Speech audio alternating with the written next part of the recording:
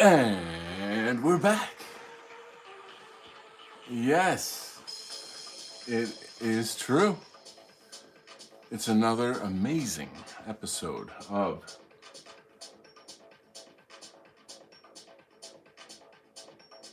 Donald Kent Art on PooTube.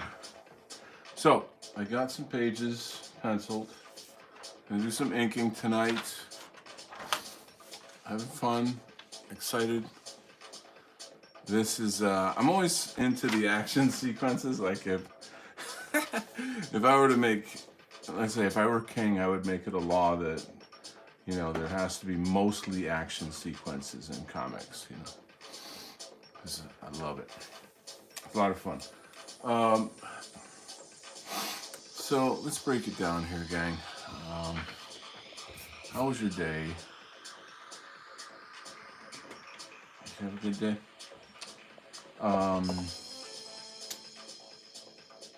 Yeah, we're just gonna get into it. I think what I'd like to start off with is laying out the, I don't know if that's gonna work. Let me see if I can try this. You gotta kind of bang out the what do you call it? The panels. I just kind of like to do that first. It sort of gives order to the page. Like, I guess it's just me looking for order in my life. So, I think we had a pretty fun stream last night. I was just in a good mood, I guess. Although I was tired, a little delirious. But, just really, really good conversation, and it's kind of like, I don't know, I just have just a few really hardcore fans, and they're just super awesome people, so we naturally have really interesting conversation. I don't know what kind of person is sort of attracted to my content. It's people who are interested in the cultural development of our movement, and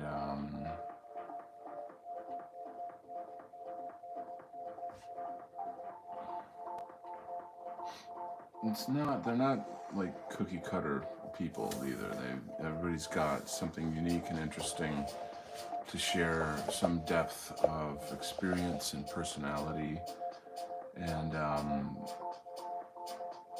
I think I did have one occasion where there was one guy that was kind of spurging out in the chat, and I kind of had to step in a little bit and be like, you know, was it in the chat? Or I think it might have actually been on a different one of my social media channels. Sometimes people in this movement are very, what's the word, like inflexible about their positions on various things. And then when they get, I don't know, they'll make like some really bold statement, and if you don't agree with them, then you're a cuck, or you're a Jew, or you know, there's some kind of insult that goes along with it, and then, you know, here we go, and here away we go. But you know, for the most part, I don't really experience that. And I honestly, like, I kind of had I don't know how to put it, but I was basically like, I don't want to have to choose between you and another friend of mine in this sphere. You know, I'm not going to moderate you and tell you what you can and can't say, but if you're going to make these kind of statements, you're going to sort of alienate certain people. And you know, like, I'm about community building, so there you are, and there you go, and now you know, forevermore, and so shall it ever be, and now you know. So that's the world of Donald Kent. I've got friends and followers that are really all over the map.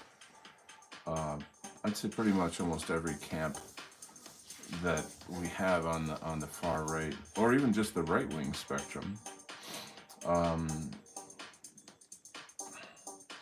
I'll tell you, it's funny because how do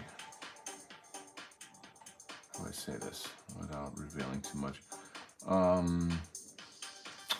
I guess I just have been interacting more with my normie friends, and it's shocking to me how they have not evolved at all in the past like 4 years since the election was stolen. They have not moved an inch. It's freaky to me how much the rest of us have been through pretty much a kind of trauma since the election was stolen. And, we all kind of thought everything was going to be okay, and our government betrayed us, and not like our government was, so great to begin with or whatever. I'm going to zoom in so you can see better. But just the blatant stealing of the election was just grotesque. Anyway, I'll be honest, I knew people that had to get like therapy after that. I know that sounds pretty insane. I knew a lot of people that just kind of dropped off the face of the earth. They just kind of disappeared. And I mean, not forever or whatever, they're around, but it was just horrible. It was a very horrible experience. And but no, they're just like, yay, go football, woohoo, and complain about just dumb shit, and just, you can't talk about anything really serious with them without, I mean, I don't know, I will say that, like, I wish I knew now or how do I say, I wish in 2016 I knew then what I know now, put it that way. Like, I could have saved my family and friend relationships with a ton of people if I had known just to kind of keep it cool, or whatever. That doesn't mean I would have not become American Zarathustra or whatever. Like, I still would have done it, but I would have done it more covertly, just because it's just, these people just can't handle the truth. They don't have whatever that is. Combination of courage and intelligence, I guess. But I always sort of say it. I believe that it all boils down to conformity and wanting to remain, safe in the social sphere, if you will. Hey, Hippocratic Oath is here. They look Ricky Vaughn for a meme. They took Ricky Vaughn for a meme. Help me out. Who's Ricky Vaughn? I'm not the pop culture king. It's not Ricky and Mort or whatever that thing is. It. I could like do a quick Google or something, but I'm trying to focus on my work here. And then when you tell me, I'll be like, oh yeah, Ricky Vaughn. What was I thinking? But I'm loving the Mickey Mouse memes. So like the old, I don't know, 1920s or 1930s Mickey Mouse is now public domain, and our people are just killing it out there, just killing it with some of the memes are like, whoa, like too hot to handle. They're not, not something you'd show your grandmother or whatever, There's stuff that you could easily get kicked off of, shitty platforms like Facebook or whatever. But, hold on a sec. It's just, I don't know, in like a hot minute, the ADL will say that, 1920s Mickey Mouse is now anti-Semitic, because of these memes.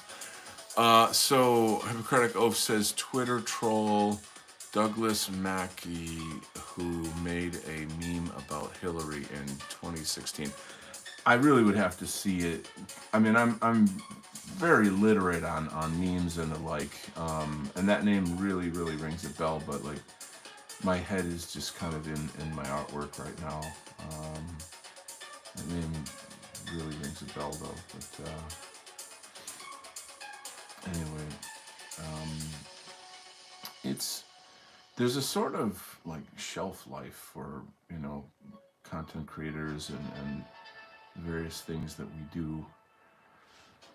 When I say that, I mean like something will happen, they'll get canceled, they disappear because whatever. I mean, they don't disappear, they'll go to like Odyssey or I don't know, Rumble or Gab or something like that, But I'm not really, I don't frequent those channels so much.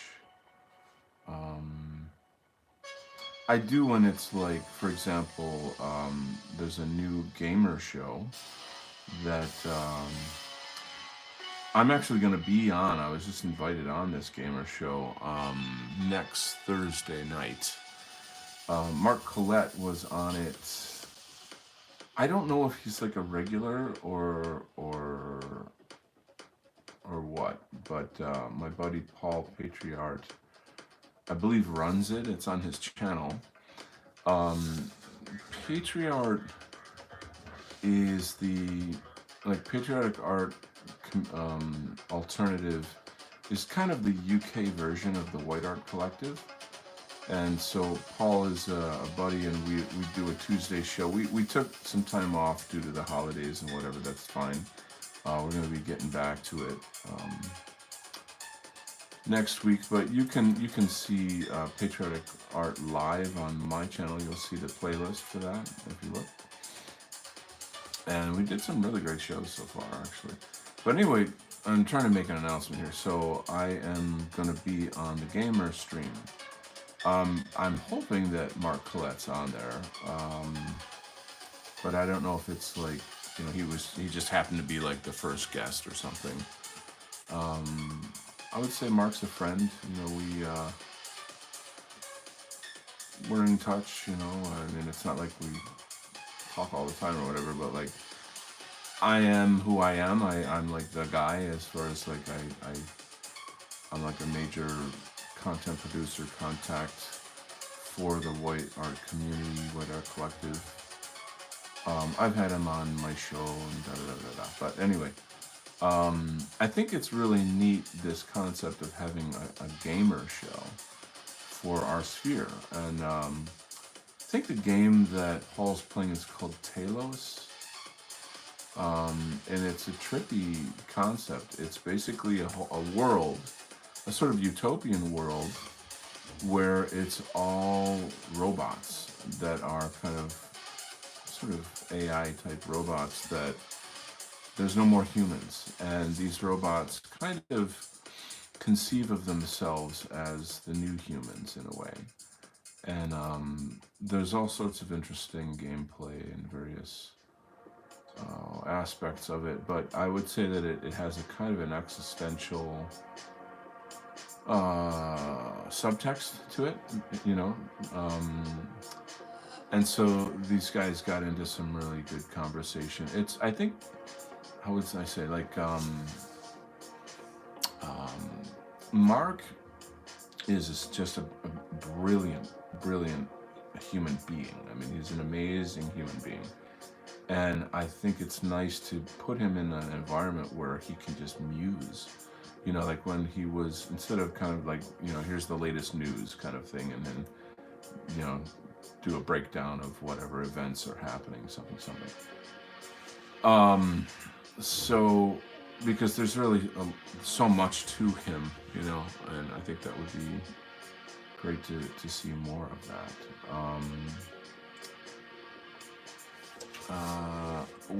Paul and I are trying to get him on the Patriotic Live Patriotic Art live show that we're running, there's always a little bit of an issue with, like, you know, shows broadcast in America but bringing on people from Europe just because of like time issues, you know. You get what I'm saying. It's doable, you know. But yeah, you know, so we pick a theme every week and then do live art on the theme. And what's neat is that Paul does he does digital art, and then I'll do organic art, if you will. Let's see if I have something handy. I usually have my stuff right here. Hang tight a second. I'll give you a little look.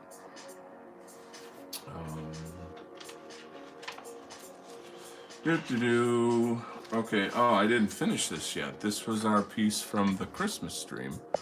My God, I've got to finish this. But this was a sort of a Santa Claus type character that I created for the Christmas Yuletide show. And I don't know, you know, like I said, the holidays happen and then off and running. And so I need to get back to this. I really like this piece. I just think this is cool as heck, you know. But it's just fun to do live art.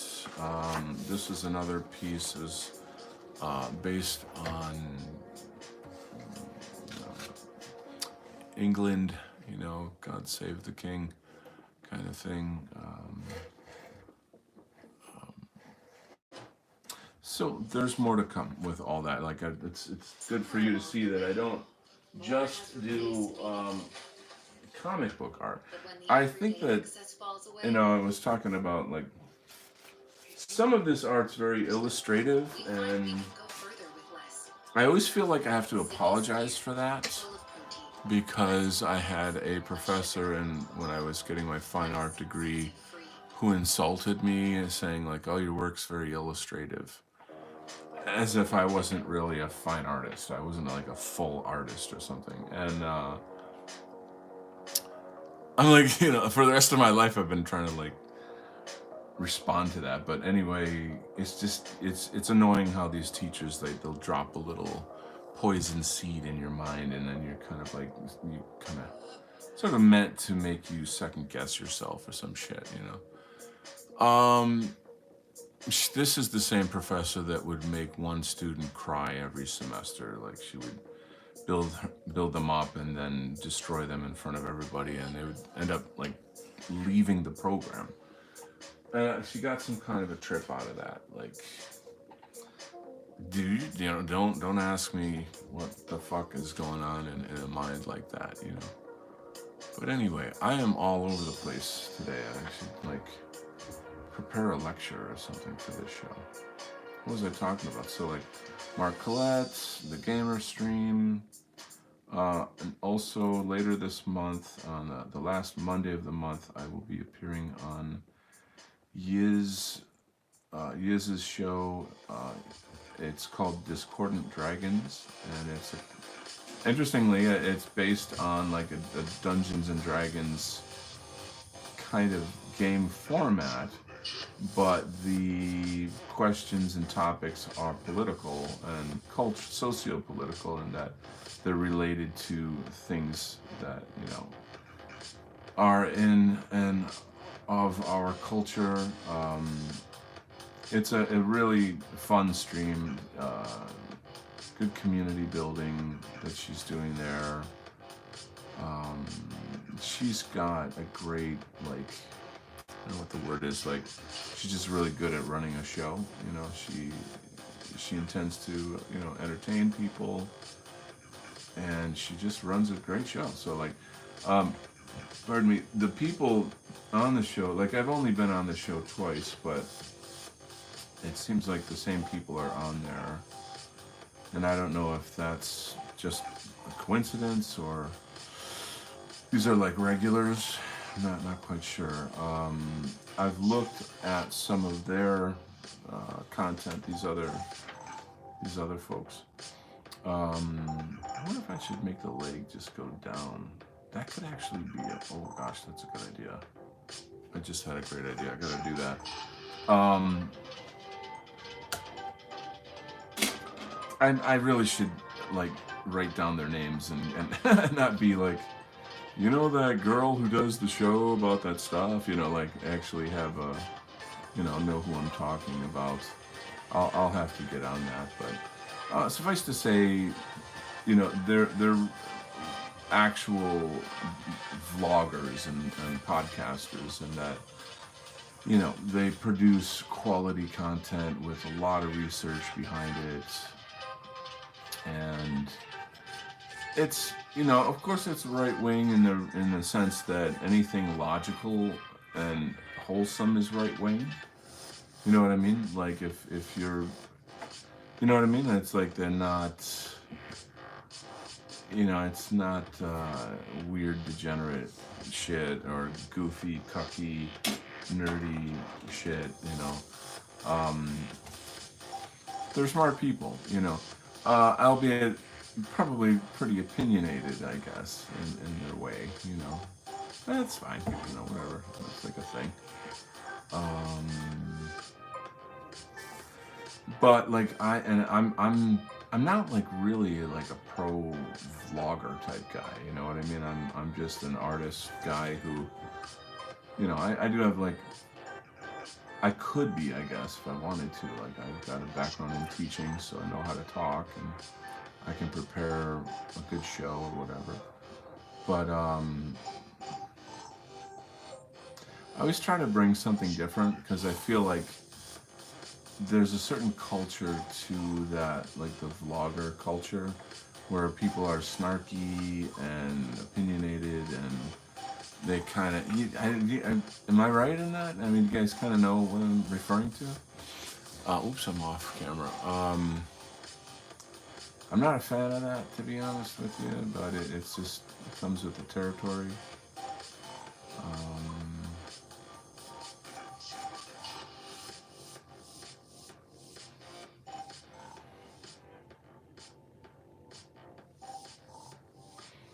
It's sort of like nerd culture, like basically, for example, like the comics culture. There's a type of there's a personality type that goes along with it, you know. And when you work Comic Cons or you're just in that culture, it you just get familiar with it. I hate to say it, but it is a kind of a canned personality as far as I feel. And I'm not throwing shade on like comics folks or whatever. They're nice folks generally, except for the Antifa parts. But it's just, I don't know. I think people have like social systems in a sense. Like they just, like if you're into this thing, you act this way. It's kind of like people into sports act a certain way. You know, like, you know, whatever it might be like,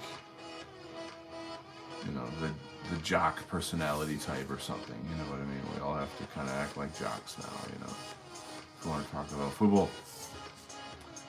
I don't know what it is with people that they are this way, but it just seems to be a thing. You know, it's kind of all over the place.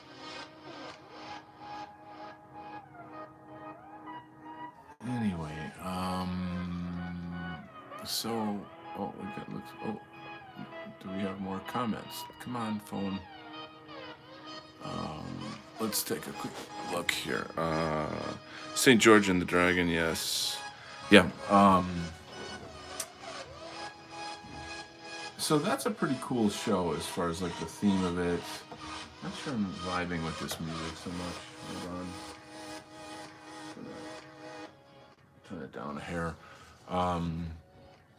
It's also really neat for me because, you know, Paul's from the UK, you know, and it's just a different thing where I'm hanging out with him, and we have two different cultural backgrounds, and like the context of the things that we know and experience are obviously related. You know, we're both concerned very much about our countries and Western civilization, and da da da.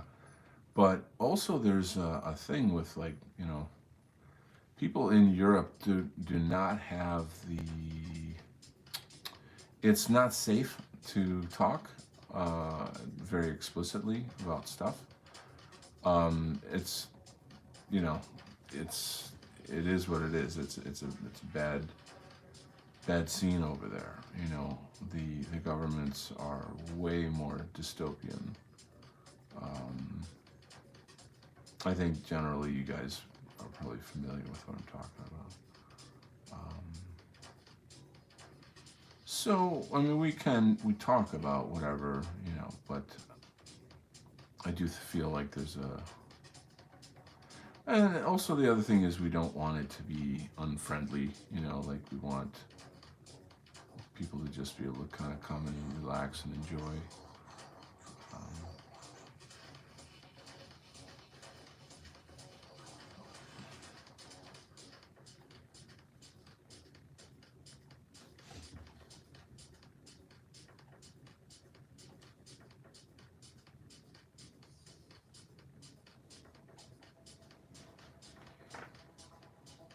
hmm.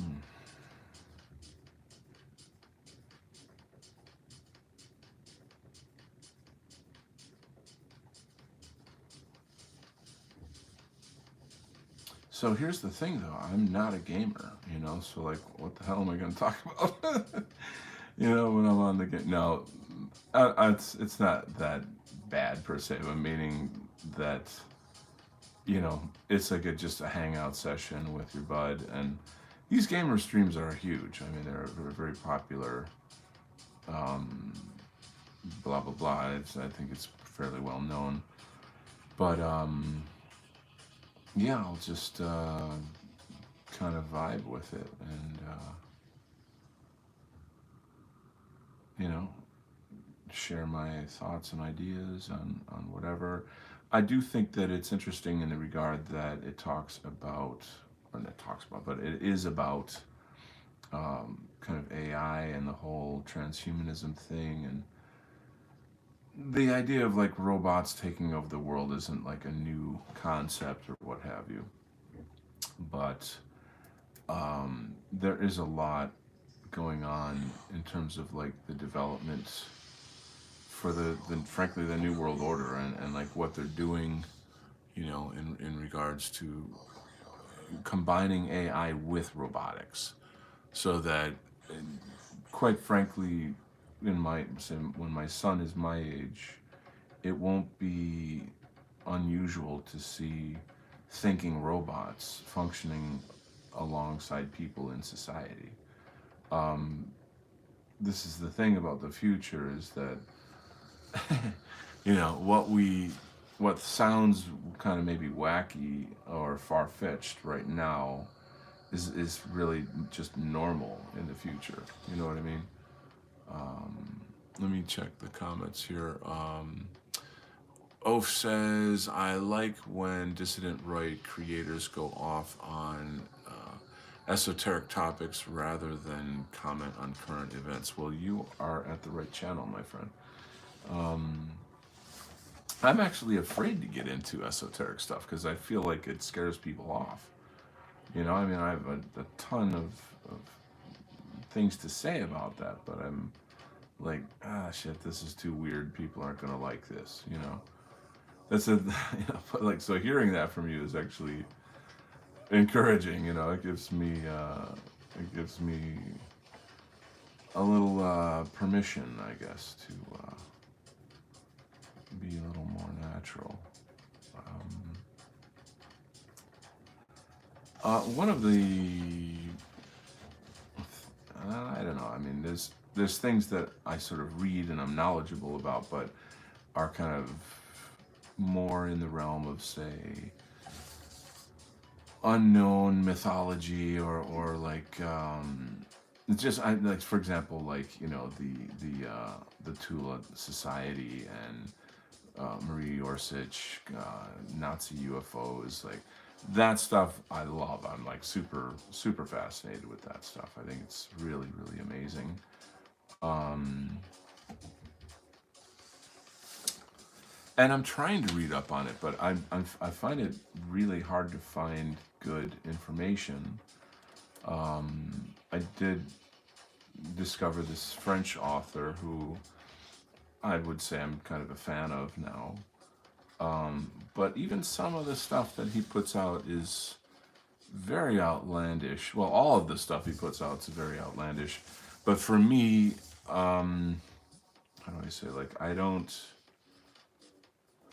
not a materialist. I don't see the universe as like, it's just matter and, only science has the answers. And I'm very open minded, but I'm also very critical minded in terms of like, okay, you're saying this, how does it corroborate with the body of knowledge that I have, and or who could I speak to that might know more about this? It's really great to surround yourself with people who, have knowledge and are well read or experienced in various things, people who explore, you know, areas outside of the norm, if you will,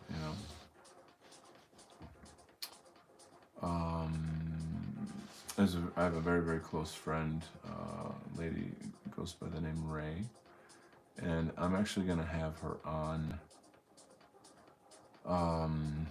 We haven't sort of figured out like the logistics and this and that, but she's got some interesting concepts. Her and I are sort of like esoteric buddies, like she's got,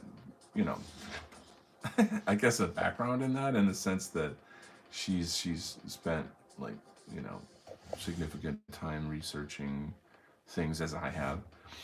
And she's experienced a lot. She's had paranormal experiences. She's extremely bright, but also kind of heart in the right place type person, So I'm excited to bring Ray into the Donald Kent media world and get you guys familiar with her.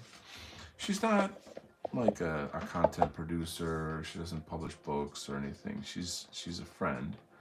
I don't know how much she wants me to say about her, so I'm not gonna divulge like her history or background or what have you. I guess that'll all kind of come out when it comes out, but it's definitely someone I respect, and I don't respect people out of nowhere. Like I don't say that lightly. You really gotta be something to, I mean, I'm polite. I don't, show disrespect to people that I don't actually respect, Who's that? Who's that new person here? Oh my God, is that Jilly? Oh my God, it's Jilly Storms here. Awesome sauce. Happy New Year to you. How was your New Year's, Jilly? Anything fun and eventful? I hate to say mine was a very sad event. Kind of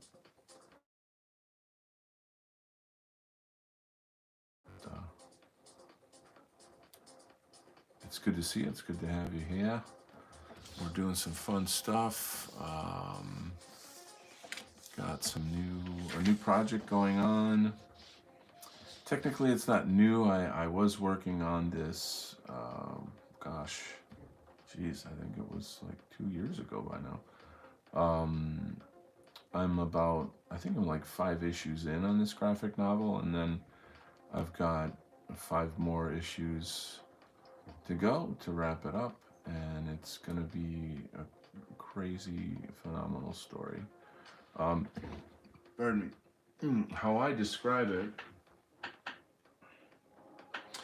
is, imagine if all the popular memes that we know of were turned into superheroes and supervillains. So, like this, there's this, I'll have to pull out some pages and let you see more Um, hold on. I can't.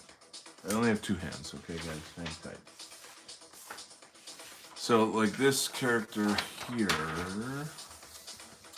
is called Capital Pig, and he's got two buttons on his jacket. One is Democrats and one's Republican. Republican. So, think of the symbolism there. You know what I'm saying? There's a lot of this type of stuff in what we're doing here. Anyway, so let's just a tiny peek into here. I'll give you another look too. So like this character here is called Grug, or Gruggum. Sorry, Gruggum. And like you guys, do you remember the Grug memes, the caveman memes that used to come out? You know, like 13% causes 50%, you know, something like that. We've got Clown World here as a character in the story. It's hard to tell, but you see these two girls with like 6 arms. So those are web girls, and web girls being a reference to, like, you know, OnlyFans type girls like that do that. So like there's a vast catalog of characters in this story, and so the writer comes up with the concepts and then I design them. On one of my previous shows I went through a lot of those, kind of like, you know, got the old drawings out and went through them. Family board games, there you are.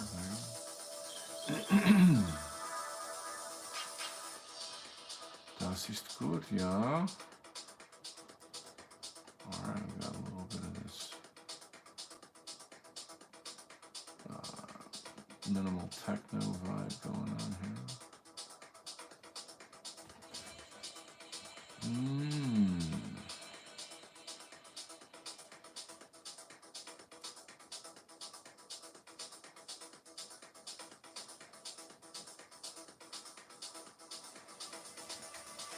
So he's busting into action here, and I'm kind of giving him more shadows to just make it more fun and more dramatic.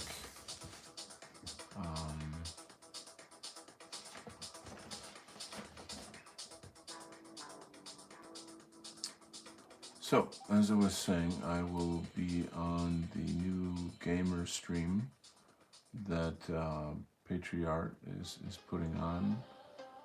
I am under the impression that Mark Collette will be on the show. I just haven't sort of confirmed that. Sometimes, I don't know, sometimes miscommunications happen, and whether it is or not, it doesn't matter, but I'm hoping he is. I think it'd be more fun, you know. But anyway, the idea of doing gamer shows in our sphere could perhaps get our message out to more people in the gaming sphere. So that's kind of a cool strategy if you think about it.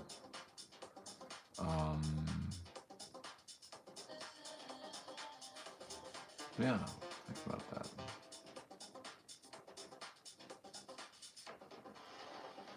So we'll see. So with Yiz's show, Discordant Dragons, there's a kind of, you know, there's sort of questions. She'll have like categories, and then somebody gets to pick, you know, or she'll choose somebody who kind of is almost like the dungeon master. I don't really know how to describe this stuff because I don't do Dungeons and Dragons, but someone will pick somebody to, like, you know, choose a topic, and then you pretty much give your impression on whatever that topic is. A lot of it will be sort of newsworthy, like things that have happened in the news recently, and, you know, what's your take on that thing. Not always, you know, there's all kinds of different topics that can be talked about. And it's interesting because you get like a cross section of hot takes and interesting perspectives on, you know, anything from like spiritual matters to, you know, forced immigration or you know, all this, the various things that we have to deal with every day, you know, in this globalist apocalypse. And since there's some, like, you know, really smart people there, you do get some very interesting hot takes and what have you. So that's pretty cool. Yeah.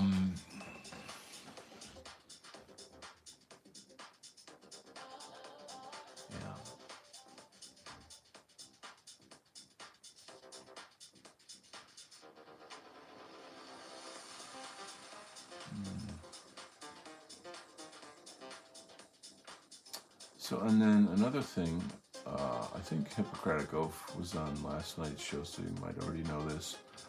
But Nuus and I are discussing doing a new show that technically would be something like recapturing the mode or the glory days of like the White Art Collective, you know, where we have a show that has a format, and you know, we'll have non-guests that, you know, I'm sort of connected with a lot of well-known influencers and what have you. But then, you know, a lot of these guests will be new and upcoming artists in our sphere. Of course, we're going to feature their work, but it's not exclusively that. You know, that we want to have segments of the show that talk about or go into other aspects of what we are, who we are, what our struggle is, and kind of help enrich people. You know what I'm saying?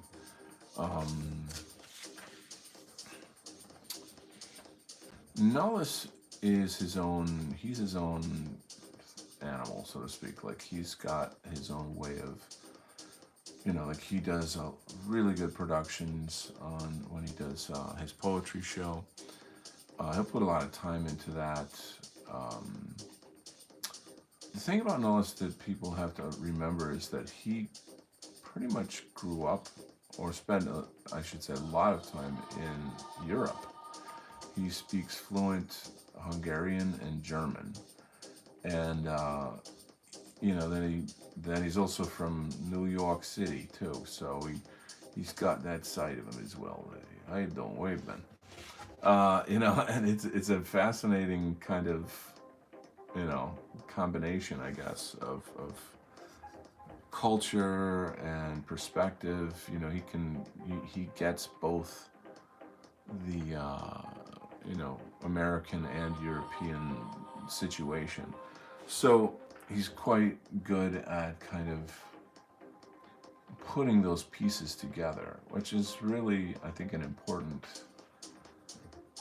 thing to do in the bigger picture of, like, what is this movement, what are our goals. Speaking to Mark Brahman recently, and he mentioned the term petty nationalism, and I kind of had forgotten about this concept.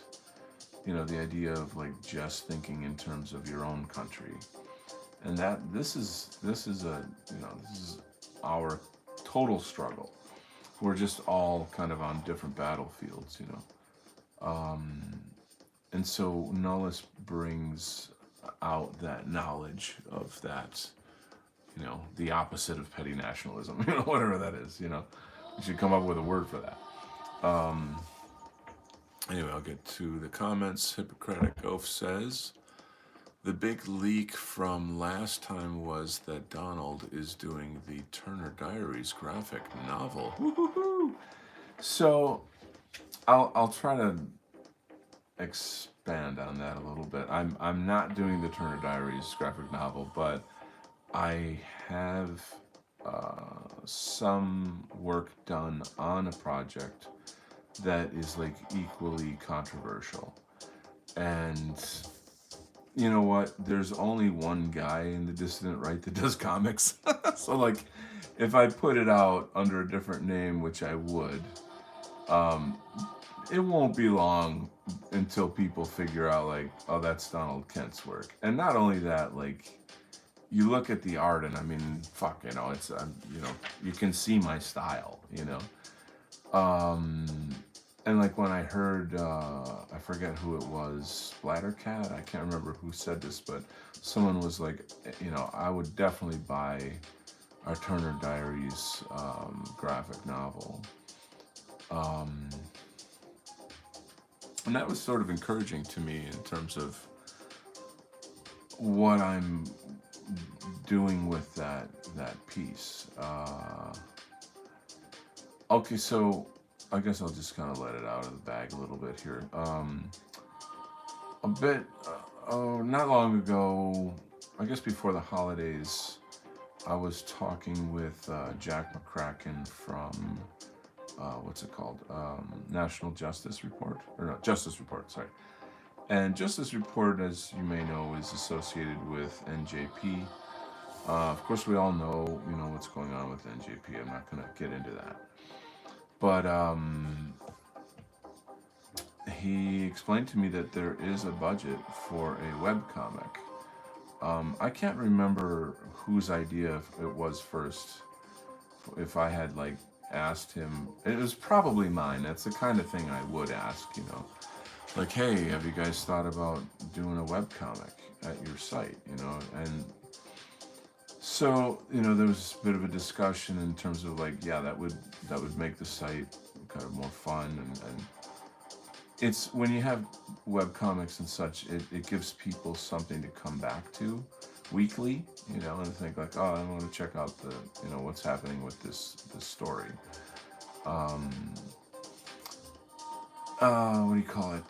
Justice Report is essentially all it is just the news reports on anti-white violence and crime against whites that the mainstream media will not cover. And this is a very, very, very, very important job that they're doing.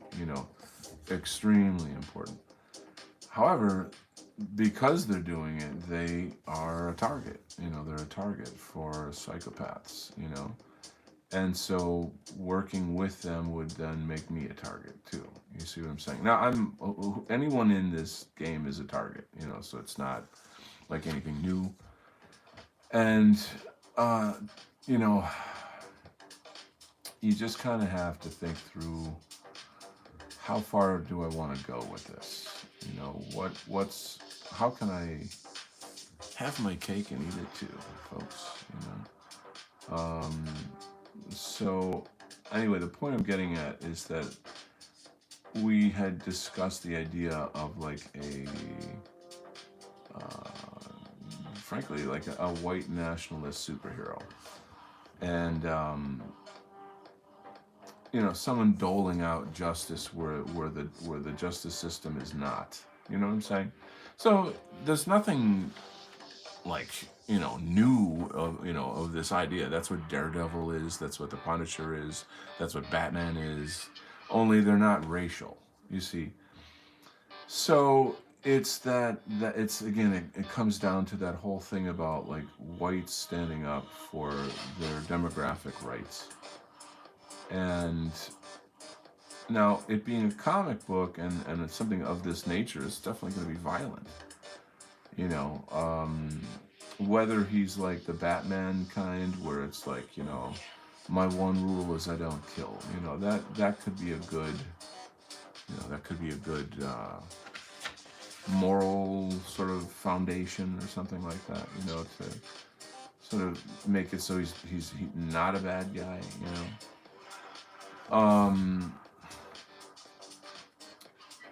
I think you guys know what I'm trying to say. So I really haven't. I mean, I've got 5 issues of this to get through. Which is a ton of work, guys. So I guess I've got 5 issues to think about it. So any other comments on that? No. And I'm always open and interested in hearing your thoughts to the things that I say like that. Like, how does that sound to you? Does that sound fun or cool or stupid? Or, like, well, if you're going to do it, you should do it this way? Or, like, do you have any kind of input on this topic? You see what I'm saying? Because I am very open to hearing people's thoughts on this stuff. If you think about it, if I'm sort of serving the community, well, I need to know what you want and what you think. You know what I'm saying? So, I'd be very much open to hearing that.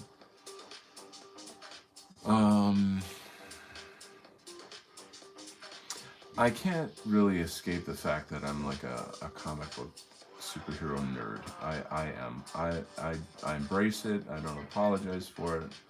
I love it. To me, I always think of superheroes as like our mythology. It's like a kind of American mythology or something. Even though a lot of them were created by Jews, but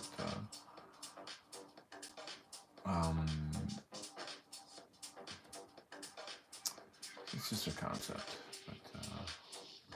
But of course, I have a militiaman, of course. So like, then there's the question of like, well, if you get off militiaman and then you're doing some kind of webcomic thing, what's going to happen to militiaman? Like, you should finish that. You know what I'm saying?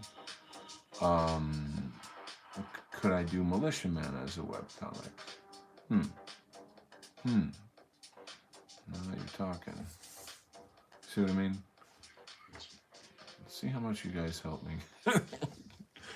See, just having me think out loud, you're helping me to figure out some ideas. And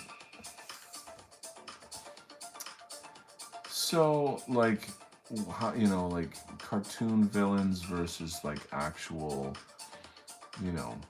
like blacks, Jews, Muslims. You know what I'm saying? Like, I mean, you see, it's controversial. It's very, very controversial. Like, imagine a kind of like a Batman type character hunting down a gang of black guys that, or say Muslim guys that human traffic in white girls, and they do all kinds of horrible things, and then like he brutally murders them, like you would see in, say, The Punisher. I mean, Punisher's mostly uses guns and stuff, but whatever. Like, we're living in like the age of like John Wick, and like violence is just normal entertainment.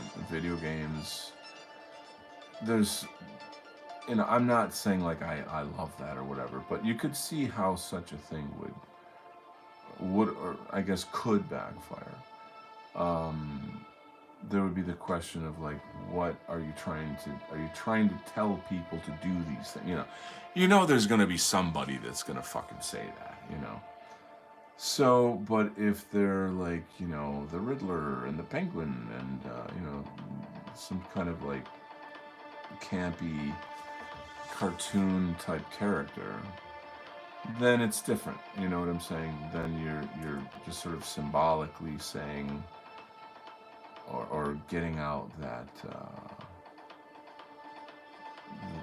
anger, that revenge. I'm not sure I like how that looks.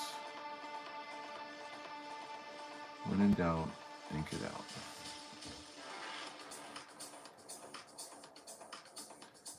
But there's a lot of rage in our community. All we see all the time is the same fucking violence over and over and over.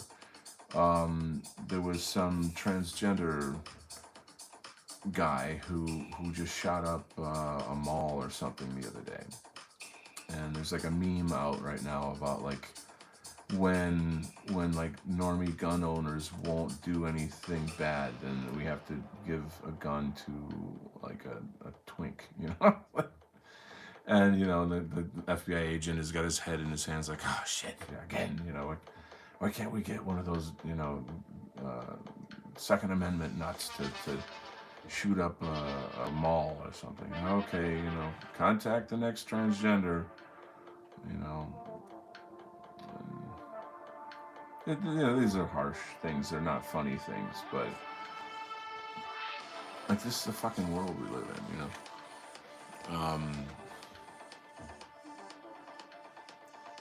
Do I want violence? No, God no. I hate violence. That's why I want it to stop. You know what I'm saying? I don't want violence for anyone. You know. I mean, regardless of whatever anger our people have, it's just not. That's not in me. I do have the anger. But I don't have that like whatever that other thing is.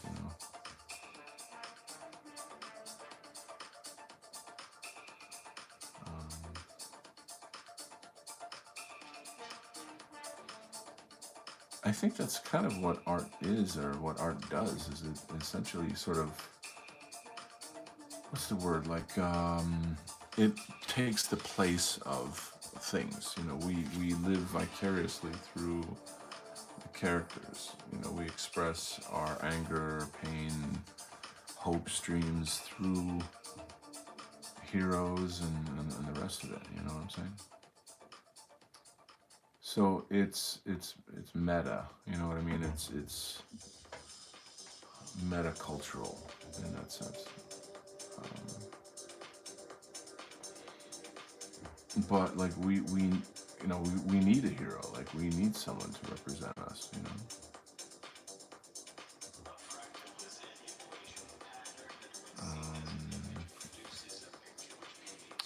Let's see.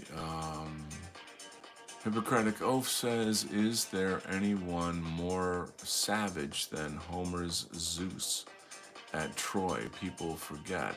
The SJWs would freak. Yeah, I mean, that's funny you should say that. If you think back to like a lot of the Greco-Roman myths, and even, other myths, Celtic, Germanic, there's some pretty harsh things going on in there.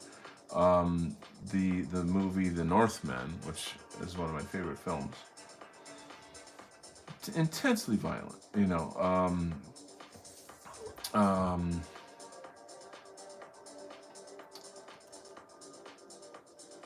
Yeah. So there you go. But again, it's like anybody else can do it, but if we do it, then send somebody to his house. You know what I mean? Like it's, I mean, taxpayer-funded bombs are like, burning children in Gaza, and I make a comic book about like a white Batman, and fuck, holy shit, stop the world, which I haven't done that, but I'm saying like if I do it, then there's going to be some pushback. What form that takes, I don't know. I guess I kind of have to think it through. You know what I mean? I really would want it to have the most positive result, whatever that might end up being. And I can take some heat, you know what I'm saying? But like, I wouldn't want our enemies to sort of use it against us, and they're gonna do it anyway. They just lie. They always lie. It's always like, just look at any mainstream news. Like, it's insane. Every time I log on, my PC has like it automatically pulls up like a news page, and the stories on there are just like so gay. They're so false. They're so fake, and like I know that they're lying. And you're like, damn, like they can just totally lie about shit, and it's totally normal.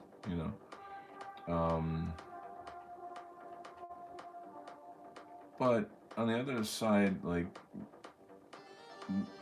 people are not stupid. I think in the end they're just going to have to shut down the internet because, there's just a lot of unity across a lot of boards. Even I would even say that it transcends racial divide as well. There's a ton of people in different cultures that are sick of it, and they know what's going on. Of course, especially Asians, right? That's another topic. So this is pretty badass. This is coming out nicely. Yeah. So I wanna do a little more work on these before I get into some other areas. Hold on, Jack.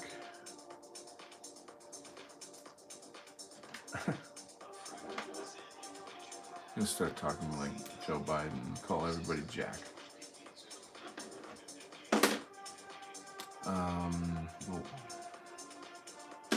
Alright, it's finally warmed up in my studio. I can take this sweater off. Well, it's really frigid today. It's tough. I had to be outside a good bit today, and so it was kind of rough. But I guess it makes it tough. Toughen you up. Oh my God, there's a, what do you call it? It's just one of these courses that you can take, and it's in outdoor survival in the winter, and if you get lost in the woods, how to find your way out, and I'm like, oh, that is so cool. One of these days I want to take something like that.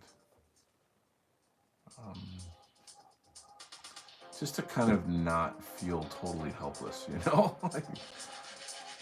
just give yourself a little bit of a sense that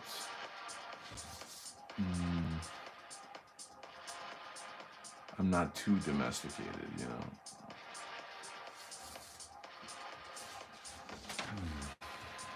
So this guy has a gold metallic costume that morphs around, so I always have to kind of give it a Silver Surfer sort of sheen to it, which is actually very tricky to draw. You're essentially drawing light reflections on various parts of the anatomy.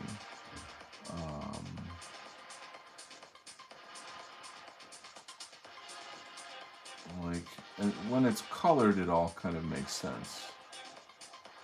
One of these days I should show you guys some examples of what the colored versions of this looks like.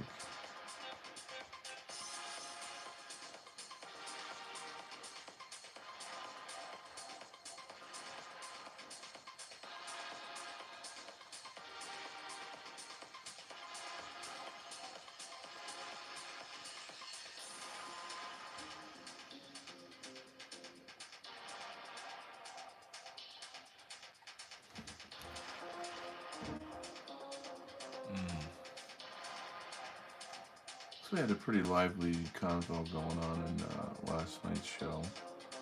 It was fun. One of my buddies that frequents the show, I guess he does transcendental meditation, and so I've been wanting to learn that for ages. I've only found that you got to pay a lot of money to get it. I don't know how that works. It seems very insincere to me that you would have to pay hundreds of dollars to learn this. That's like what happens when things become popular in Hollywood. It's like, oh, for only $2,000 you can learn blah blah blah. And I'm like, are you fucking stupid? It's weird, the commodification of spirituality. Is that creepy?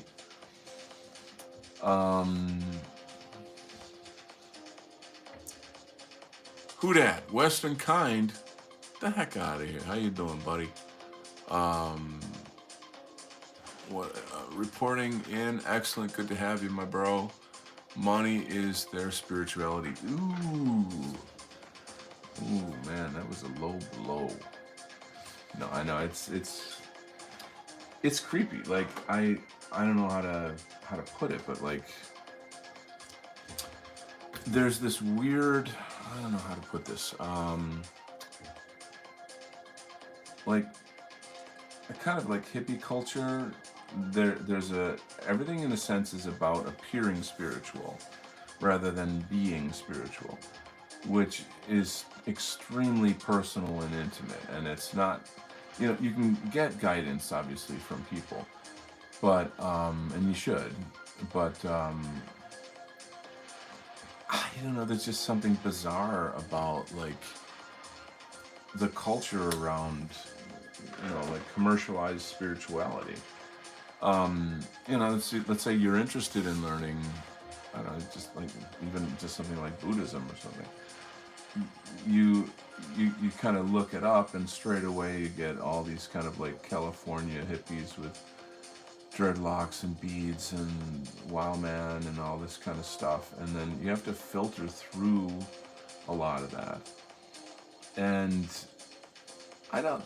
It's like, I don't know how to say this. Like when I was young and I was exploring these things myself, I got kind of lost down some of those roads, but by no fault of my own. It was because I'm searching, and there's like charlatans that are just ready to kind of take you down that path. One of the dudes last night was talking about Nichiren Buddhism, which is fake. It's a kind of Japanese, what's it called when you don't want to pay taxes to the government, so you create a fake religion. What's that called? That's what it is.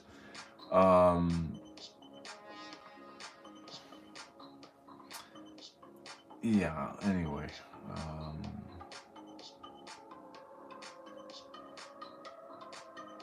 But like the quote work of it is contemplation, meditation.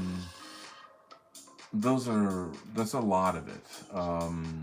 I think it's helpful that we have like sort of pop culture gurus out there to some extent, but I think a lot of people get stuck there. That's like, oh, that's yeah, I listen to Ellen Watts, and well, that's cool, but like keep going, keep going.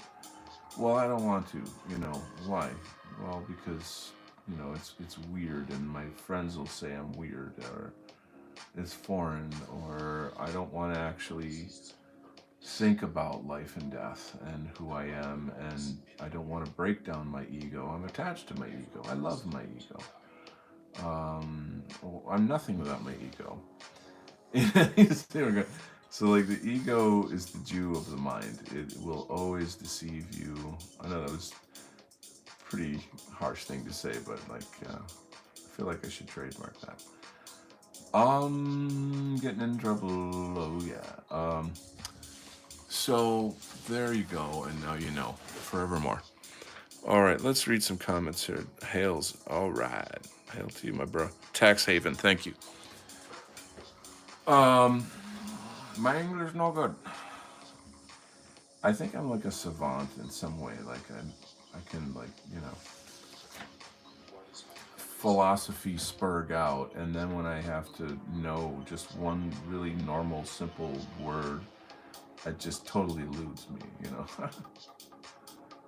It's a type of a handicap that I think I have. Anyway, I hope you guys still love me. Don't judge me.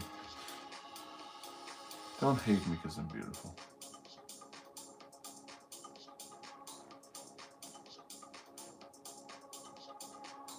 But yeah, the ego,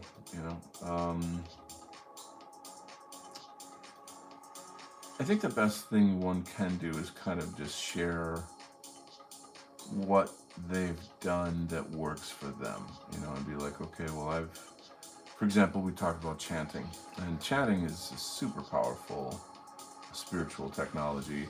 when I first learned about chanting in Buddhism specifically, I kind of had like an intellectual poo-poo, like, well, that's for the plebeians. I don't need that. I can do the hardcore work myself. I'm that's beneath me. And then, of course, is the ego talking, you know. And then I did a lot more reading on it and discovered like how beautiful it is. And then beyond that, the nature of the mind itself is you're in a sense you're always chanting in your brain because you're talking to yourself about whatever the things are that you talk to yourself about, you know. And those things are laying down kind of karmic neural pathways and like programming you to perceive reality a certain way. For me, one of the greatest things is that when my head starts getting wonky and I'm thinking negatively, or I'm scared, or I got some kind of problem, then I'll just like shoot straight into chanting, and I'll do it, you know, for a couple minutes or however long I need to feel comfortable. And then what it does is it calms the mind. It gives you a sense of spiritual connection, you know, to whatever your deity is. Ooh, rising up. Oh my God, this Eye of the Tiger, baby. This is too funny. I gotta turn this up. Hold on. This is a perfect song. All right, we're going totally 80s, baby. This one's for you, John. I still love you, John. Anyway, it's just tough, you know. You gotta wonder, like, what is your karma of like the people that you know and how you came to know them.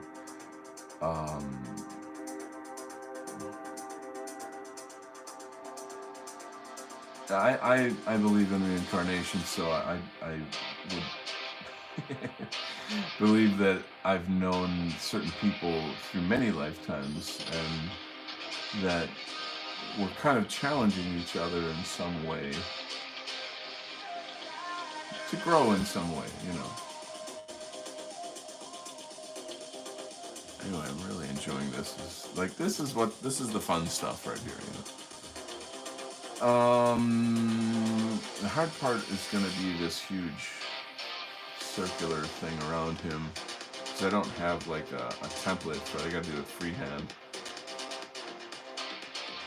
The Eye of the Tiger, baby.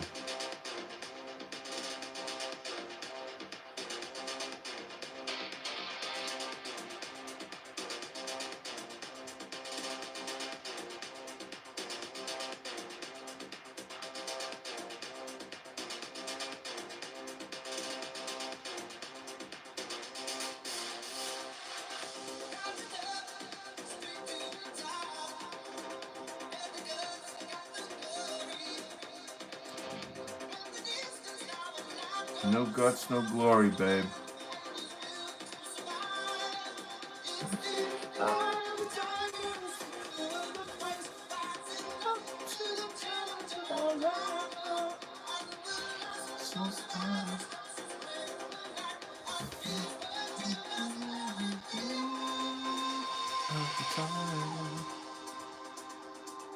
Cool beans. Anyway, I hope you guys are vibing with the music here. My presence has been requested. Regards. All right, God bless you, bro. I'll see you later. See you later. All right, I'll get back to that noodling around a little bit later. I want to get moving on a different part of the art here. I'm going to back out a touch. No, that's a pretty decent one. Oh God, how am I going to do this? You know what, I just realized there's a type of a ruler.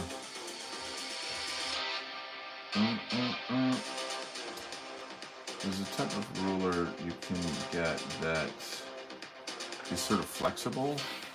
You can like bend it and shit and then like follow weird line patterns and things.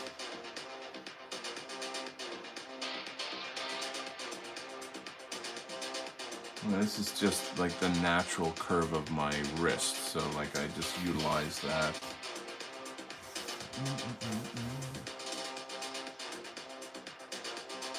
Alright, so I'm gonna rehearse it a little bit. It's like Kung Fu.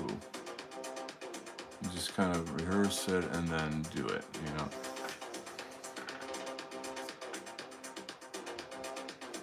Alright, let's see what we got here.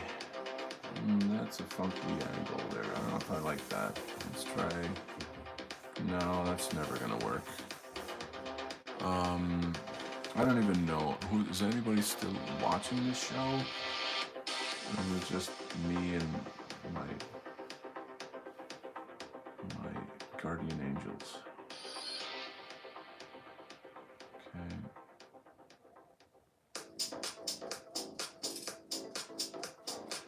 Love me some techno.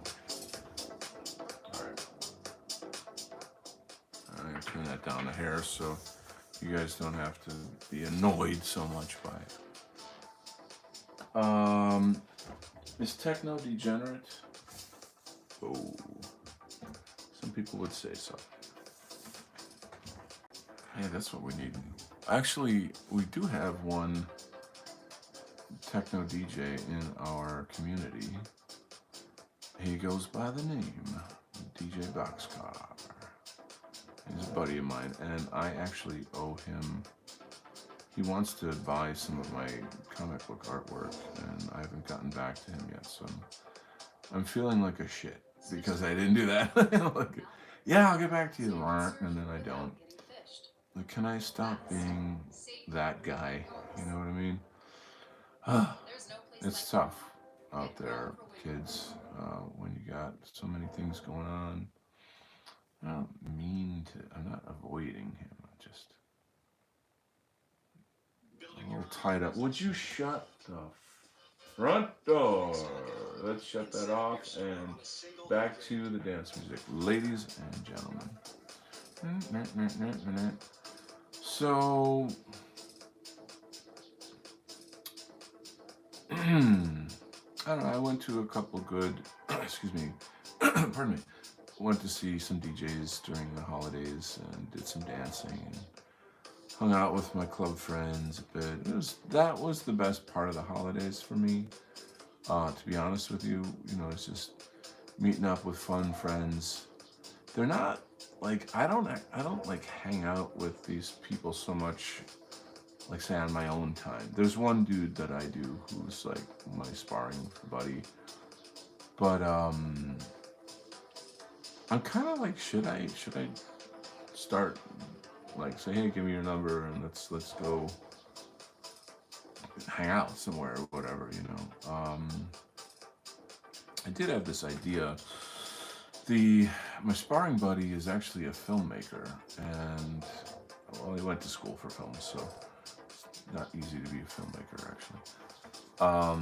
And then there's a lot of the people on the house music scene, they're characters, like they're really funny, interesting, colorful people, and I was thinking like that would be amazing to create a kind of narrative that revolved around the local house scene, and that if we could just do like really short scenes, not skits, but like onesie, twosie type scenes with people that they're not actors, they're just like folks that go dancing, and but have it in there, and then it'd be kind of like a Buffalo house music scene movie, in the sense that it's taking place in these locations, and it has the people that go to those events.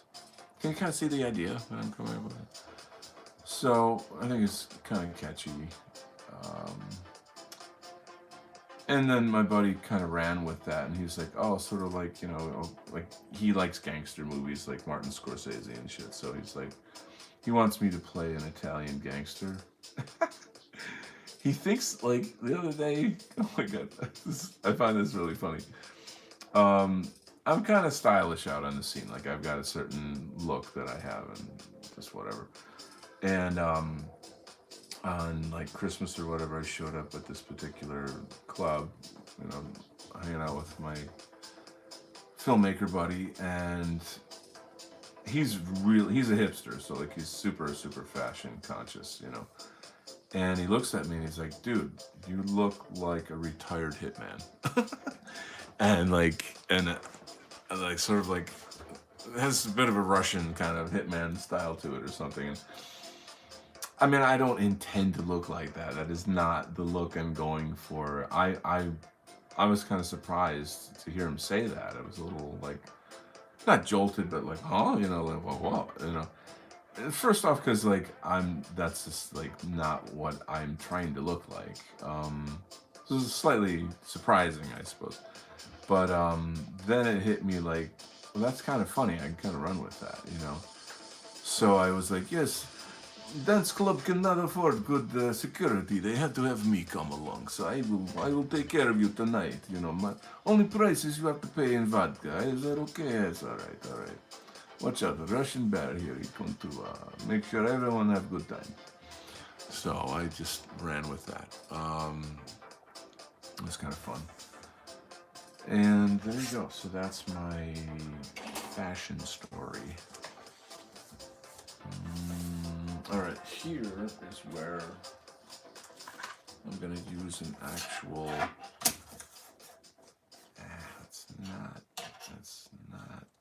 That's too... Maybe I can use this end. I think I could do that, yeah.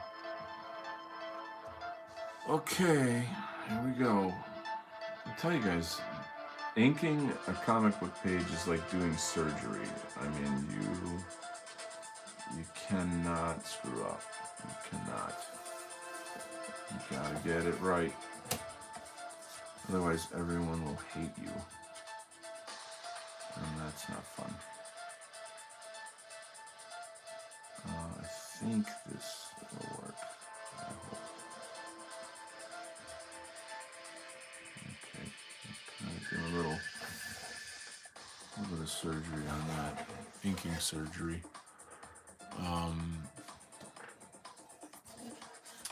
So it's Friday night. Why am I home doing this?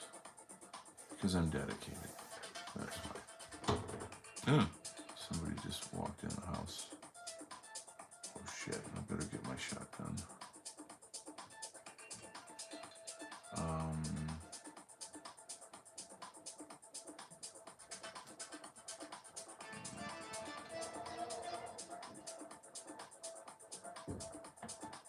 There's some banging around upstairs.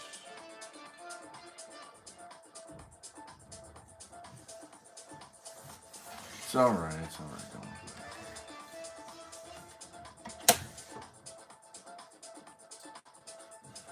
Let's see.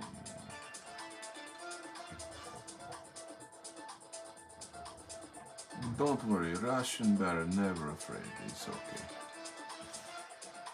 Everything's going to be good.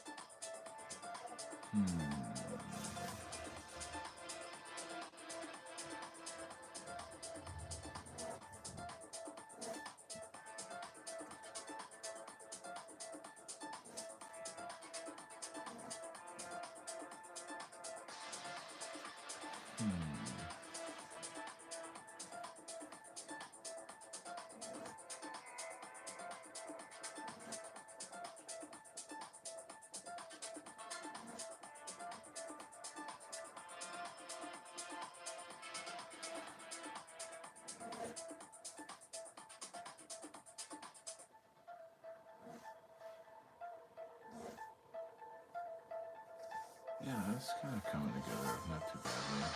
All right. I think we got that down.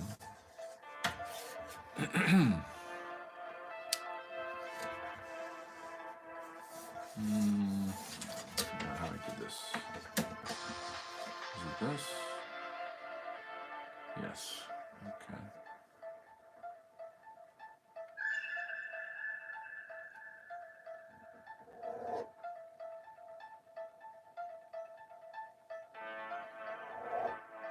This is like a sort of a John Carpenter type Escape from New York flavor to it. All right.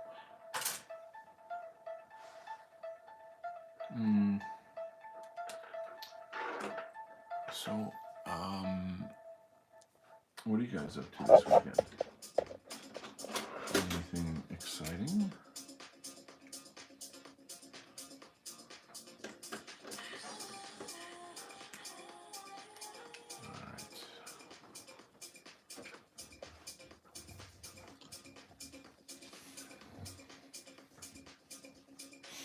Maybe I'll zoom in a bit. I'm just going to continue working on this a touch.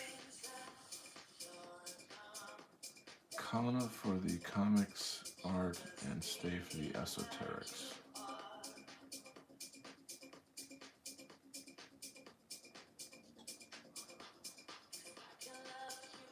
So yeah, I was just talking about the commodification of spirituality.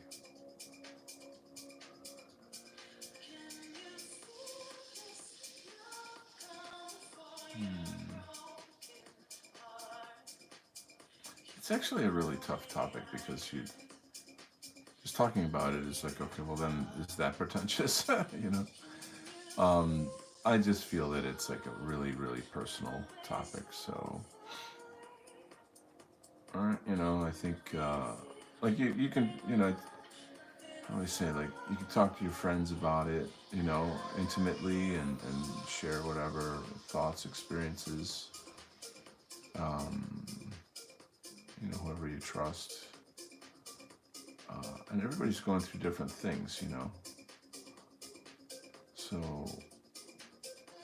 like, I don't know, I guess I'm just not a fan of the kind of like, I've got all the answers, follow me type mode, whatever that might be, you know.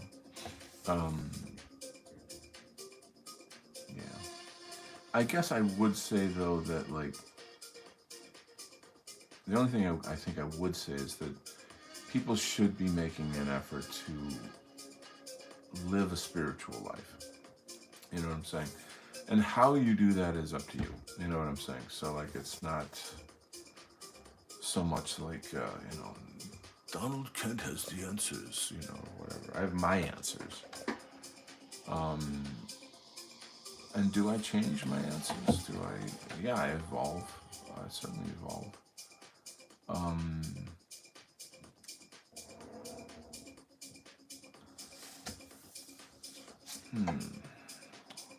There's something that, for me, recently, a very, very strong epiphany that I had, and I would actually say that this was more of a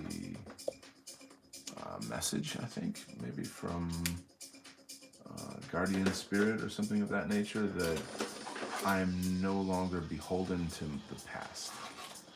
That, like, I don't know how to describe it to you, but essentially I made a kind of a ritualistic letting go of my past, and insofar as like the past that harms me, you know, that when you live within psychological structures, emotional structures of different kinds that hurt you, you know, and it could be anything that limit you, you know.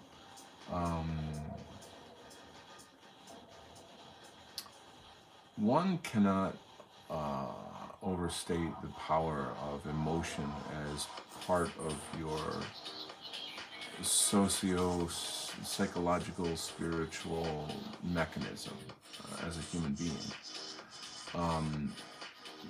You could break it down into parts, you know, your cognitive mind, you know, your logical mind is able to sort of, you know, read and digest ideas that, like for example, I was talking about, say, like Alan Watts. Like it's stimulating to the mind to know, like, oh, this is interesting, and maybe these are some new ideas that are kind of enlightening to me or exciting to me. Um, but then there's like the emotional dimension of like, oh, that thing that trauma that I had in my childhood, that the rest of my life is just kind of based on uh, you know uh, coping with that thing, whatever that thing is, and that's your personal business. I wonder if I should turn the music down a bit.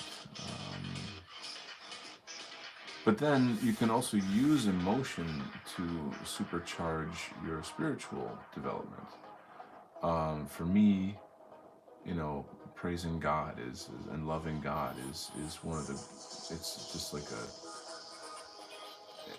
it's just really, really powerful. Like it helps me to experience life with gratitude and kind of patience and wonder and joy. Like I feel almost like joy is kind of like the thing we owe God, in a sense. Like we should be. You have to kind of think of, like if you had a child, would you want that child to be miserable, and suffering and questioning and lost and lonely? No. You want your child to be healthy and happy and joyful and creative and getting the most out of life, So, and, this is coming from me, like I'm the guy that's been through like crazy hella trauma. Like I've had so much trauma in my life. But so there you go. It's like this whole permission to let go. You know what I'm saying? Like permission to release and be like, I am no longer beholden to the past. And it's not that I'm denying my past or something, but that I've spent enough years of my life living in it. I've spent enough energy kind of, responding to it, either, good or bad, but like it's time to move on, like become who you are, let yourself grow. The whole like let go thing is also let grow, and it might sound a little cheesy, but so in the day when something pops in my head and I get really upset about it or something, then I just snap right into like, I am no longer beholden to the past. I don't have to think that. I don't have to feel that. That's gone. It's over. I'm done. Like I've paid my dues, kind of thing. And then part of that understanding is knowing that you could get hit by a car tomorrow and die. Like that's it. And like, oh, it's so morose. And no, it's not. It's just truth. My brother was just in the hospital. Thank God he got out. He's okay. They were able to treat his problem, and he's not like all better, but he's okay to go home, kind of thing. And when I saw him in the hospital, I had to bite back the tears. I had to, because it was sinking in like he could die, and this might be the last time that I see him, That's a pretty rough thing, but it's reality, The sort of samurai thing is like you live in death. You live like you're dead, almost like you've already died, and death is ever present and all of that stuff, That's one way, you can do that if that suits you, Um,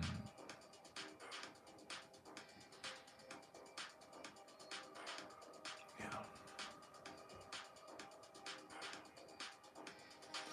But then there's this sort of metaphysical side to that where very realistically there is no past and future.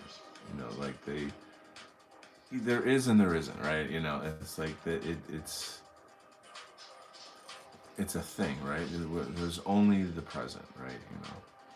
And these things can get wonky. But if you are processing it in a way where it's like, okay, I know I have a past, and I'm concerned about my future, preparing for my future, then I had better treat the present with more urgency.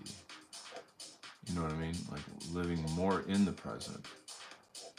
And how does one live in the present? So, yeah, a lot of questions.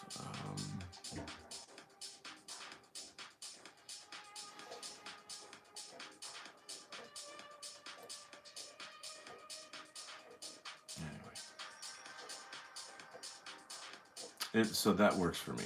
The loving God. It's praising God.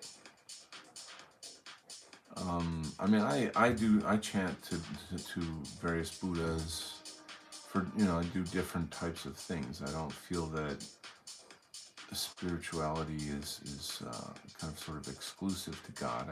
I don't, I kind of feel like, there's all these other spiritual beings out there to help us. And if you have a relationship with those beings, you can, get a sort of targeted effect, I guess. So, in the case of Buddhism, excuse me,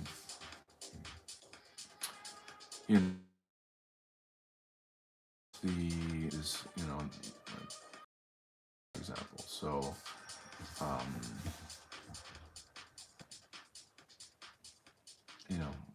I'll chant to certain bodhisattvas, which are what you would call Buddhist saints per se. So like a Buddha is one who leaves the cycle of reincarnation forever, whereas a bodhisattva comes back to save others.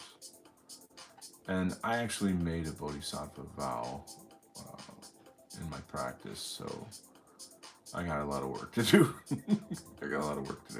My thinking is there can be no heaven when others are still suffering. Does that make sense? We got some comments going on in here. We're going to read the comments here. Let me give me a second. I was listening to a remote viewer explain what he does. He feels that time quickly, but our perception is so slow. He just reads what has already happened. Moves quickly, yes. It's interesting because weren't we talking about remote viewing on the last show? I think we did a little bit. Yeah, some years ago, well, there's so much I could say. Like, that's such a great jump off point because it says something about the nature of consciousness, and that consciousness is not physically limited to wherever you are. And then that says something about, well, what are we? What is consciousness? What is it to be alive, to be human? You know what I'm saying? Like, if we can kind of bifurcate our bodies and our minds in this regard, that's pretty freaking mind-blowing, That's just a whole other direction, but where am I going with this stuff? So, yeah, perhaps when someone's doing, remote viewing, they're kind of in a timeless space, I suppose. But Yeah, it's funny because there's somebody I know who frequently says, like, oh, it's the, what's today's date? Like the fifth? Oh, it's the fifth already. God, time flies. And he says this like all the time. This phrase, time flies. He's a bit older, like a lot older. But so I have this theory that as you get older, time seems to go faster. That's just my theory.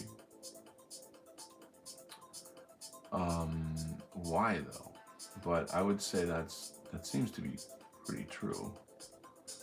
Um,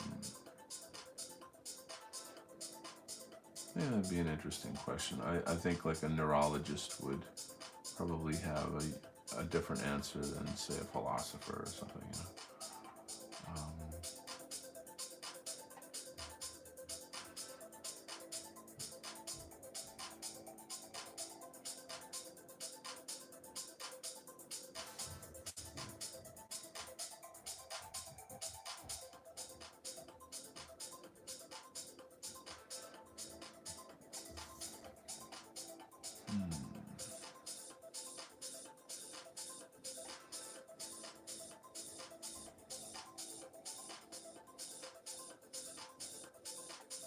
So I did some research into remote viewing some years ago. I was interested in learning it. And there's courses and there's programs and things you can learn it. I think how I first came across it was through something to do with the government.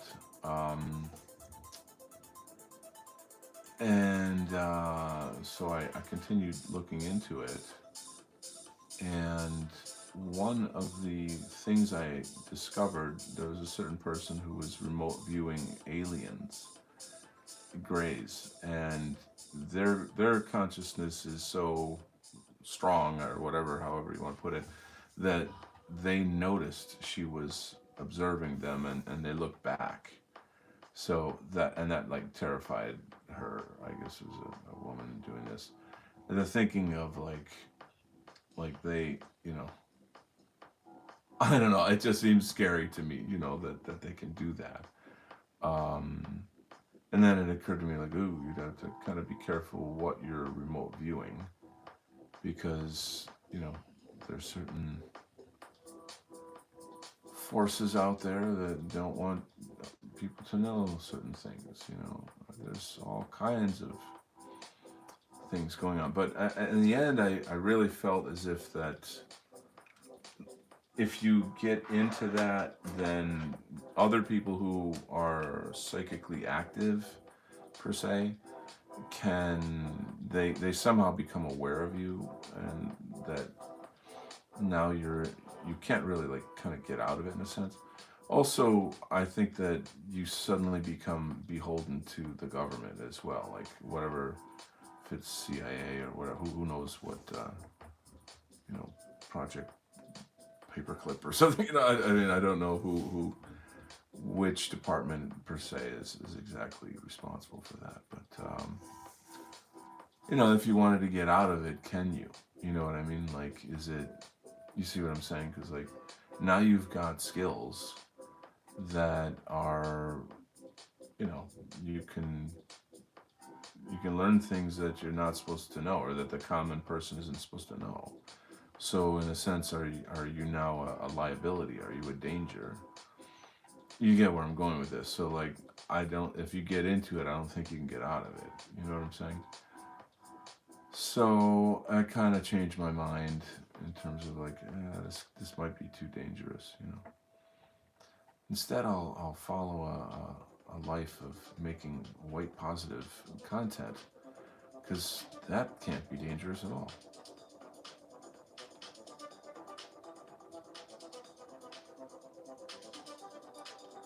Um, anyway, I'll see if no more comments. Okay. Um, there was one dude that I used to watch his channel. He does remote viewing, and it's interesting about this guy. He's like very very mellow, and I don't know, there's just something about him that is it's like really relaxing listening to him talk and stuff. And so I was watching his videos and learning. And that's where I was getting excited to learn remote viewing. So that, yeah, this looks cool. I wanted to get into this. And then the last video that he put out, he was talking about how he was being followed, and there was somebody like a Men in Black type of a character that kind of, you know, followed him into a park and like made some kind of threats, and he just stopped doing remote viewing after that. And okay, well, that just destroyed my interest in this. Like I don't want to find myself in that position. But I guess I find it interesting how the tie-in between consciousness studies and UFOs, like those things are very intimately entwined. And I know a lot about it, so it's like not a big surprise to me. But I think the general public is gonna have quite a, what's the word, like a kind of a sort of a coming to Jesus type experience when all of this information comes out. I don't know if that was really the right phrase I wanted to use, but there's just so much that we don't know or that's been hidden from us about our nature, our human nature, and what we're capable of. There's a famous story about a gray alien that was captured. It was they shot down a UFO, and they were actually trying to help it, like heal it from whatever injuries it got. And I guess when the thing came to, it communicated. They communicate through telepathy. And the thing was saying, I feel sorry for you humans. You don't know what your potential is. And that was like a heck of a thing to say, I feel like all this stuff's going to come out. And I generally feel that all of that stuff is basically in the mystery schools. If you guys know what the mystery schools are. Hermeticism. There's many branches of mystery schools. You've got, even, of course, Kabbalah. Rosicrucian, something or other. Even Buddhism is linked to the lineage of these things. Hermeticism, of course. And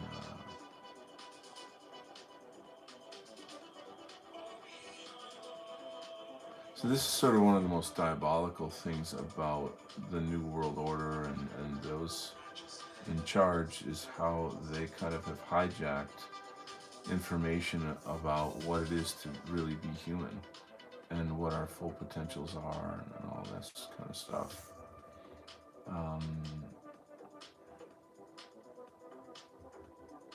There's a lot of people that believe certain things, and I think it's going to be really challenging for them to have to come to terms with certain truths that will challenge their belief systems. That's supposedly one of the reasons why, like, presidents and politicians who are aware of these things have said, like, oh, we can't let this information out to the public because it'll destroy their belief systems and blah blah blah. Sadie's here. Hey, Chinese are probably wondering what they taste like. What's these? Sadie. You know what? Put some soy sauce on it. You're good to go. No. Oh my God! I can't believe I said that.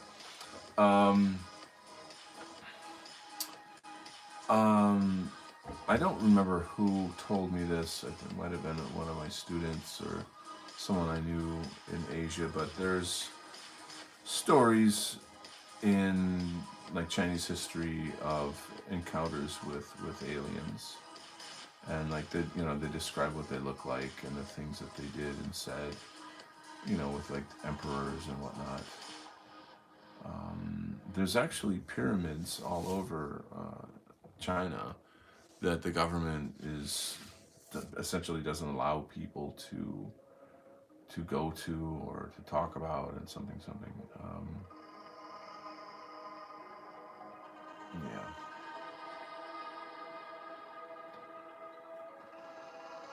you gotta wonder like how much of like these world governments like that they're all in on it together, kind of, like that they all know whatever these different things are. I've got some photos of aliens on my phone that are from just the different channels that I've frequented, and they're fucking creepy as hell. Like they're super creepy, very scary looking. You know, um, I don't know.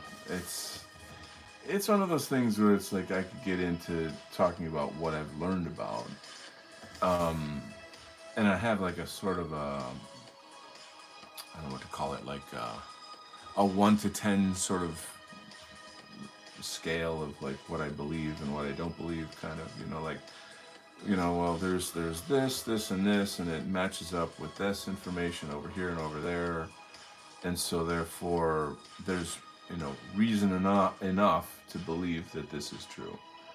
Um, so like there's a lot of that going on.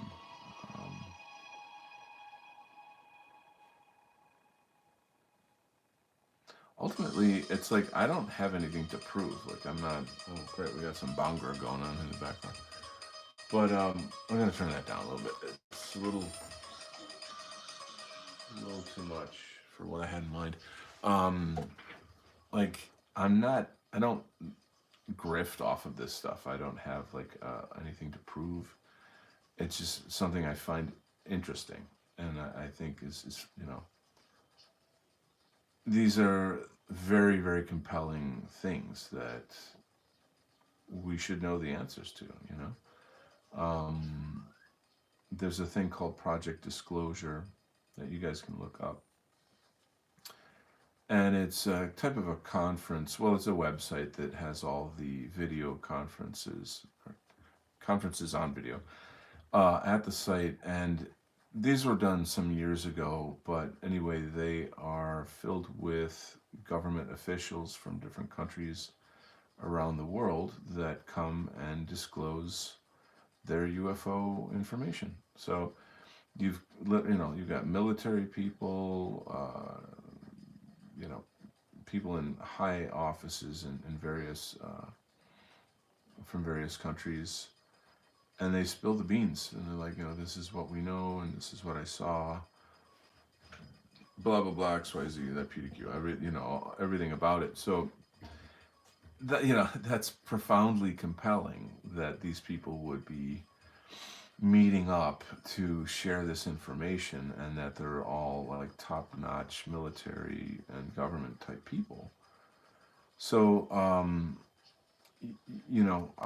I guess I'm gonna have to say I trust their testimony, their testimonials. And so they listen to it and they're okay, well, I've learned this and that about this topic.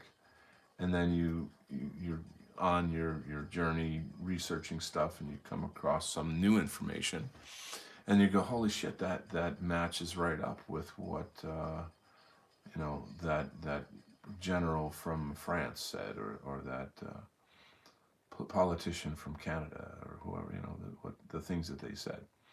So it's compelling, it's exciting.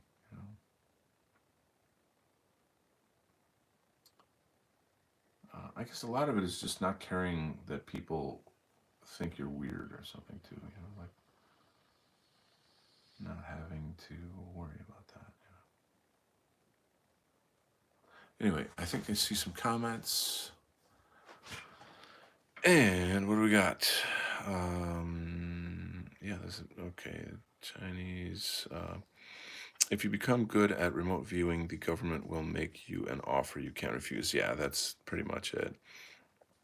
Aleister Crowley's.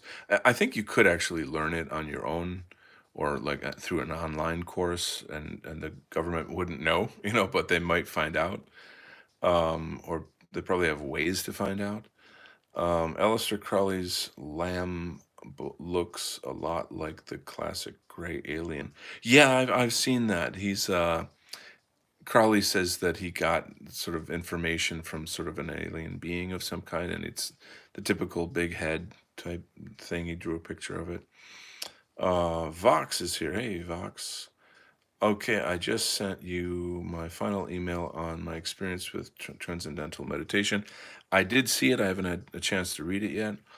Hope you find it interesting. Sorry, it's a bit not what you were expecting. I was just trying to be honest about whatever, dude, whatever. I'm just grateful that you're sharing, your experience with that, and I hope that there's something in there I can use. So, much appreciated. TM. Yeah. So that's funny because I did bring that up a little bit earlier in the show, just talking about the commodification of spirituality, and you might have a few things to say about that. Just like, because like the idea of like having to pay for that knowledge, it seems very. I don't know. It's just it just not fake, but it kind of ruins or tarnishes the authenticity of it, or if it's spiritual, then shouldn't it be for free or something? So yeah, whatever.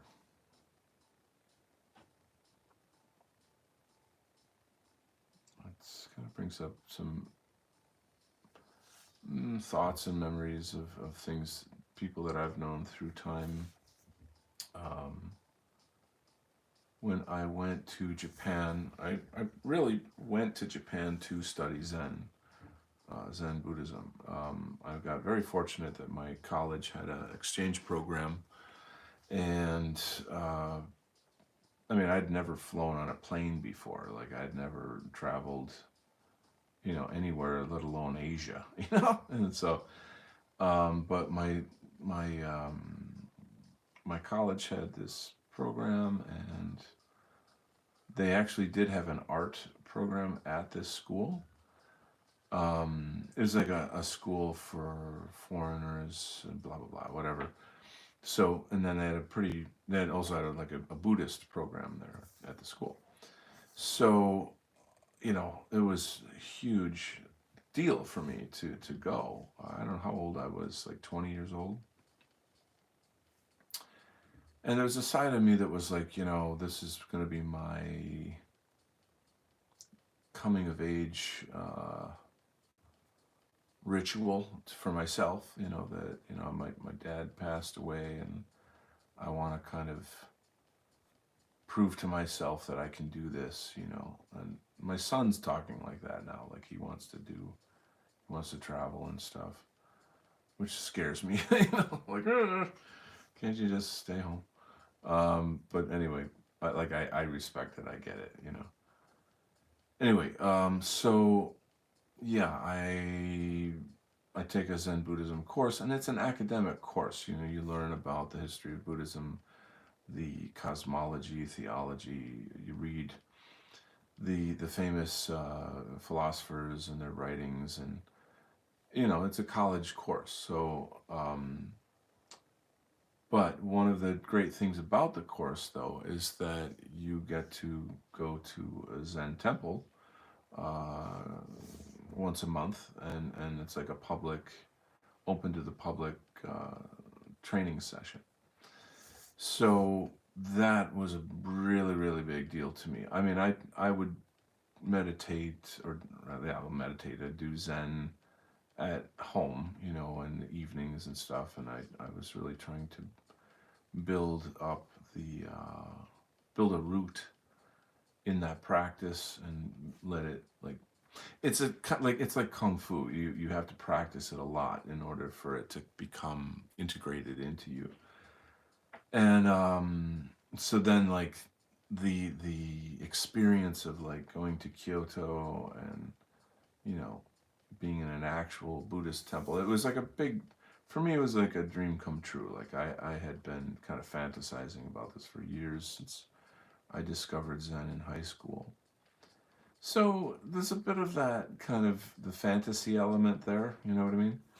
But I would say that can work to help build, a spiritual core, And at 20 years old, that's kind of what was, where I was at, you know what I'm saying?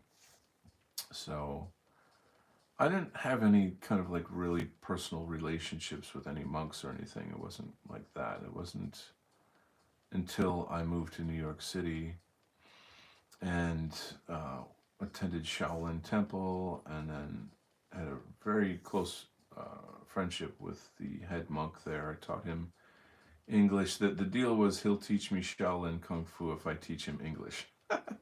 So yeah, that was a pretty neat thing. I got to spend a lot of time with him. But not only that, he hooked me up in Chinatown and be like, hey, there's these other monks here that need an English teacher. I'm going to have you, go down to Chinatown in Manhattan, and then became friends with those monks and was able to have lots of questions answered, and then develop deeper friendships with these people so that I could then learn from them, and grow from them. Um, and really deepen that practice. So Shaolin is the how do I say this? It's where Zen Buddhism began, just historically. So we think of Zen Buddhism as Japanese, which technically the word Zen is a Japanese word, so yes, but it was created in China at Shaolin Temple, um, God, 2,000 years ago. So the Chinese word for Zen is Chan, and so Chan Fo Jiao is Zen Buddhism in Chinese. And the cool thing is that they mix it with martial arts, So like, how cool is that? Um, but the point I'm sort of trying to get at or make here is the development of friendships with these monks and how that's a thing, In Buddhism, in order to be a legitimate school of Buddhism or monastery, you have to have a lineage that traces back to the historic Buddha in India. And if you can't prove that lineage, then you're heretical. You see. So there's really something to that. It's the difference between what's legit and what's not. Um, Imagine if in Christianity, all schools of Christianity had to be based on, let's say, that you could trace your roots back to the apostles, Jesus's disciples, and that you see what I'm saying. Like that's wild, right? That like that. You see where I'm going with this. Um, yeah. Anyway, so I mean, we could just kind of vibe off on these different topics, but I don't know, see if you guys have anything going on in the chat here. Didymus is here. Welcome back, bro. Let's go back to here. Vox. Didymus says, the Donald Kent Show. Yay! Welcome back. Did you ever go to Yasukuni Shrine? What city or town or prefecture is Yasukuni Shrine in? It's been many years since I was there. I went to tons and tons of shrines and temples. I think they do have to trace their lineage back to the apostles. Okay. Didymus says there's really based a former Buddhist monk on YouTube called Panobasa. Panobasa. I'll have to look that up. White guy who did a long time in Burmese forest as a hermit. Yeah, that's the hardcore stuff. So that's a different kind of Buddhism. It's called Theravada, also known as Hinayana Buddhism. And that style, or I don't know, style, that's that kind of Buddhism, is closer to the kind that the Buddha taught, the historic Buddha. Um, and it's you know associated a lot with like sort of Thailand, Burma, Southeast Asia. So when Buddhism traveled to Tibet and China, the cultures there already had you know their own indigenous religions, and so Buddhism essentially kind of merged with those things. And I'm not the guy to sort of debate authenticity of these things and da da da. Da. But I could say, I think confidently, that that's actually very natural for Buddhism. So let's say if Buddhism traveled somehow to Europe, then like it would have a European flavor to it. There would be something, maybe there would be some kind of a Christian blend to it. Um, that pretty fascinating, right? I think that's a pretty fascinating concept. I recently came across a study. Actually, well, yeah, I came across this study that's saying that the Vedas. Well, a lot of you guys probably know this, but there's some kind of connection between Tibet and ancient Aryans. Um, the earliest mummies in China are white people, and this is one of those things that like the Chinese government doesn't want to talk about. They're very, very proud people, and to say that their first emperor and the people who brought civilization to China were actually white doesn't fit the narrative of like their cultural pride. They have plenty to be proud of, whatever, with their own civilization. But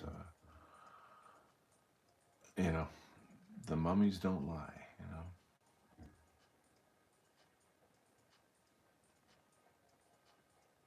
That's probably the reason why they don't want people to go into those pyramids in China. I would say that's probably a fair assumption.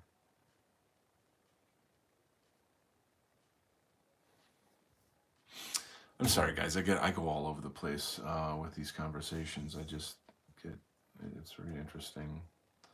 I was actually going to try to lead up to some stories about a monk in Taiwan. I have to say, I actually forget his name because it's been many years since I've been there. But I discovered a Zen temple. Actually became, I don't know what the word is for this. It's not ordained, but when you sort of officially become a Buddhist, you go through a certain ritual practice. You make vows. You take vows. You're given a Chinese Buddhist name. Changcheng is my Buddhist name, and that means the inheritor. And it's a very serious promise that you make that you have to fulfill over lifetimes. So now I'm kind of thinking, how can I fulfill this bodhisattva vow for our community? You see what I'm saying? Like I tie it together with what I do here. Um,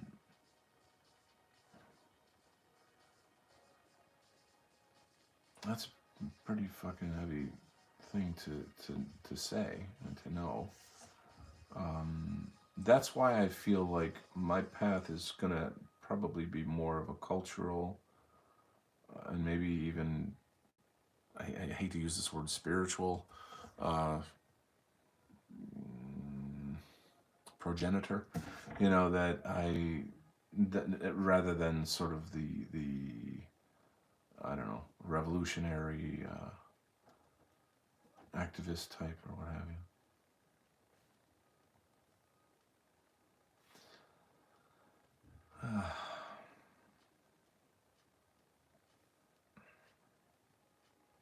But I can remember when I took my vows, I cried like really hard, because I was like, I don't know if I can keep these vows, and I'm standing, so now I'm kneeling before like a giant sculpture of a Guan Yin Bodhisattva, which is like she's sort of like the what Mary is to Christianity, she is to Buddhism.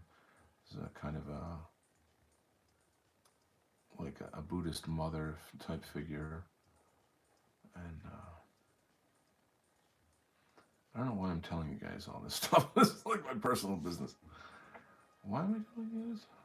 That's the crazy thing about this show is like I get kind of hypnotized when I'm drawing, doing art, and then all this stuff comes out. Oh shit.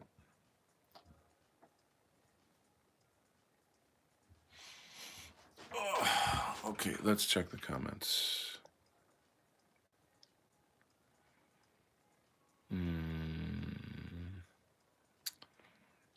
Okay, Dynamis says Yasukuni is the big World War II memorial shrine. I'm not sure if it's in Tokyo or Kyoto. To be honest, probably the former. Hippocratic Oath says Yasukuni is in Chiyoda, Tokyo. So I lived in Osaka, which is in the south. Tokyo is in the north. And there's so much in the south already. You've got Nara and Kyoto, Hiroshima. These are places that I went to. And I never made it to Tokyo. Um, it's not cheap to travel around, especially when you're a student. So excuse me. So whatever. It just never happened. I did go to Hiroshima. I think that's probably a good story for this show. Um, so it was like Christmas break kind of a thing, and so that I went to a school called Kansai Gaidai. It's essentially a kind of foreign studies university, is what it is. And like everyone in Japan knows Kansai Gaidai. It's like where the foreigners go when they want to study Japanese and da da.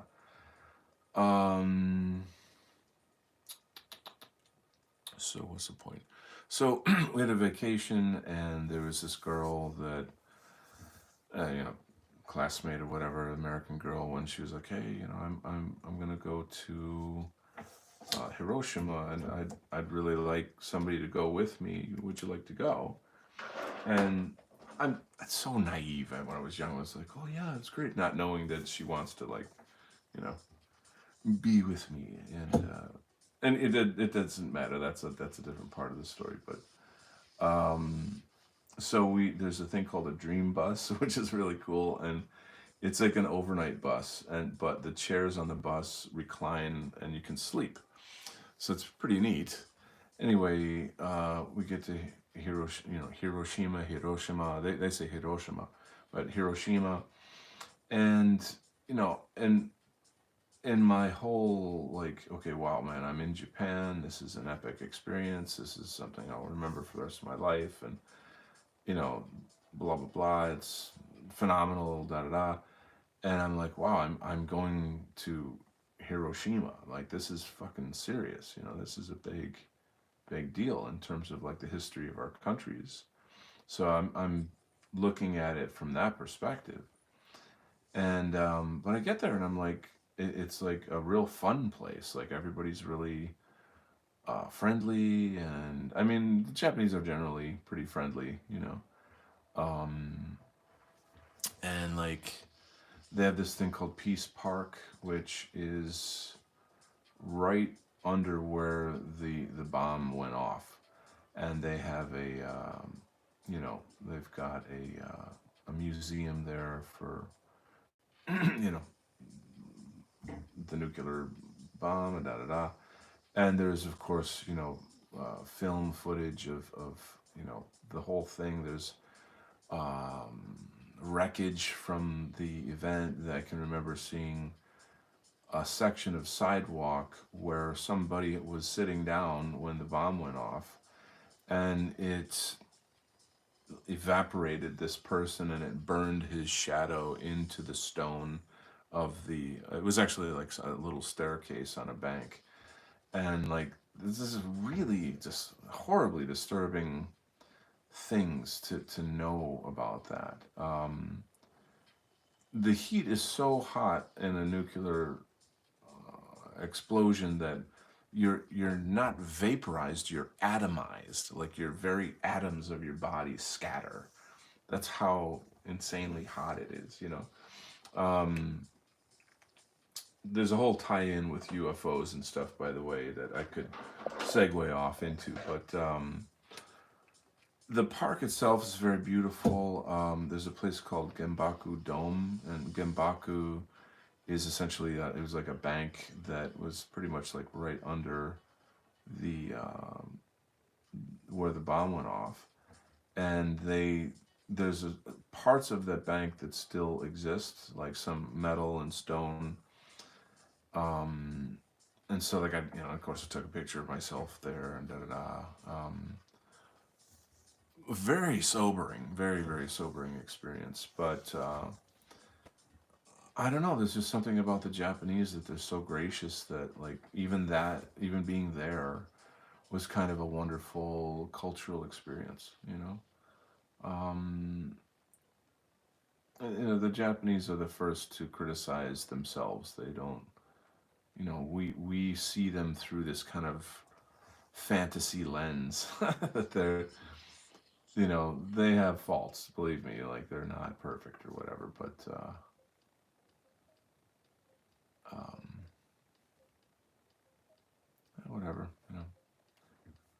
So I don't know, but yeah, getting back to the forest monk thing, that's it's extreme asceticism, and it's, you know, the idea of, you know, in a sense, like transcending your ego. The ego, it's funny because, like, in the white nationalist culture, we think of ego as like a really important thing, you know, that we're so demoralized and so like humiliated and all, you know, we're programmed so negatively that we need ego more than anything, like now more than ever, you know. And I don't disagree with that to the extent that, you know, we need moxie, you know, we need pride, you know, we need courage, and we've got to express, you know, dignity and all of those things. So like I'm totally on board with that. Um, so how would I repackage like Buddhist philosophy for the white positive sphere? That is a really interesting challenge. Wow, what a fascinating concept. I guess if, well, I had better think on that. That's pretty interesting. Anyway, let's check the chat here. Kyoto is exquisitely beautiful. It was not bombed in the war, so it's exactly as it was for centuries. Didymus says, my uncle had a chance to work as an engineer for Shindaiwa in Hiroshima, but he turned it down. Really missed out on something special, I think. They flew out and everything. Oh, damn. I'm going to show something here. Japanese suffer an actual Holocaust and don't hold a grudge or lord it over you. Amazing. Says a lot about their character. Hippocratic Oath. Did Himmler invite the Buddhist monks to Berlin? How did Uncle A repackage Buddhism? Dude, you just you just stepped on a nuclear bomb in a good way, like that. Like that's a okay. So as you know, the National Socialists sent people to Tibet to what? What were they doing there? All right, all right. So there's something about Tibet specifically that is related to uh, Hitler, esoteric, vril, spirituality, all of this stuff, ancient Aryans. So this is the thing that I've been trying to figure out through my own research. This is what I've been kind of talking about. I know that there's a connection, and it's kind of the question, well, what is it?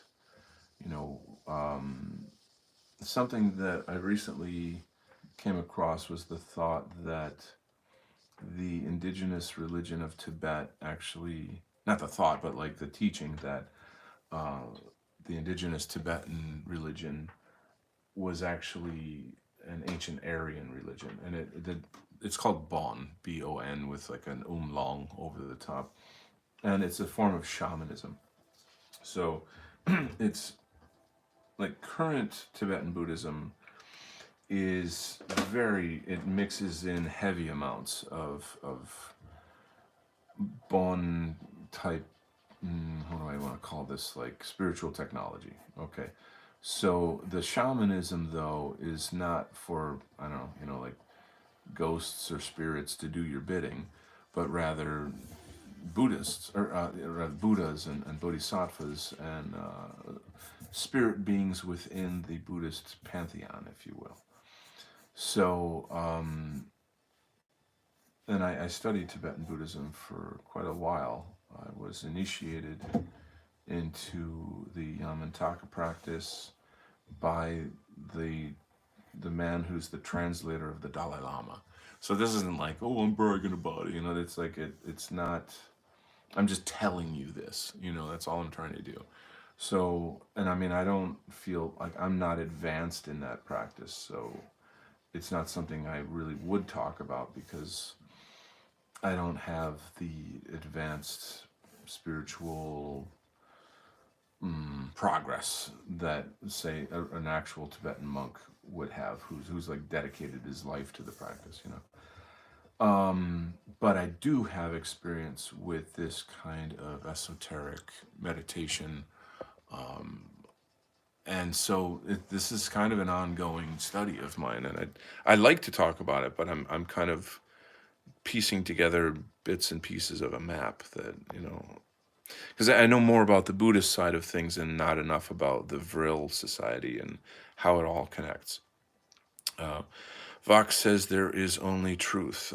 Everything else is there to distract from it. Bonn is also a German city. Oh, Bonn, the city, yeah. Ananurbe activated. Interesting. That's really good. There's a fun play on words there. Yeah, Vox says something pretty profound here, but it's one of these like Zen kind of sayings that like the more I comment on it, like the dumber I look, kind of, I stink of Zen. Um, but yeah, it's exciting stuff, in terms of that. Like when I was studying, or I should say, I always use the term studying. I was practicing it. When I say studying, I'm it's like a modest way of saying like I'm not an adept at this. I'm not a Buddhist master. So I just study it. So, but Americans never get that. They're always like, "What do you mean you studied it?" Like, it's just a way of saying that I practiced it.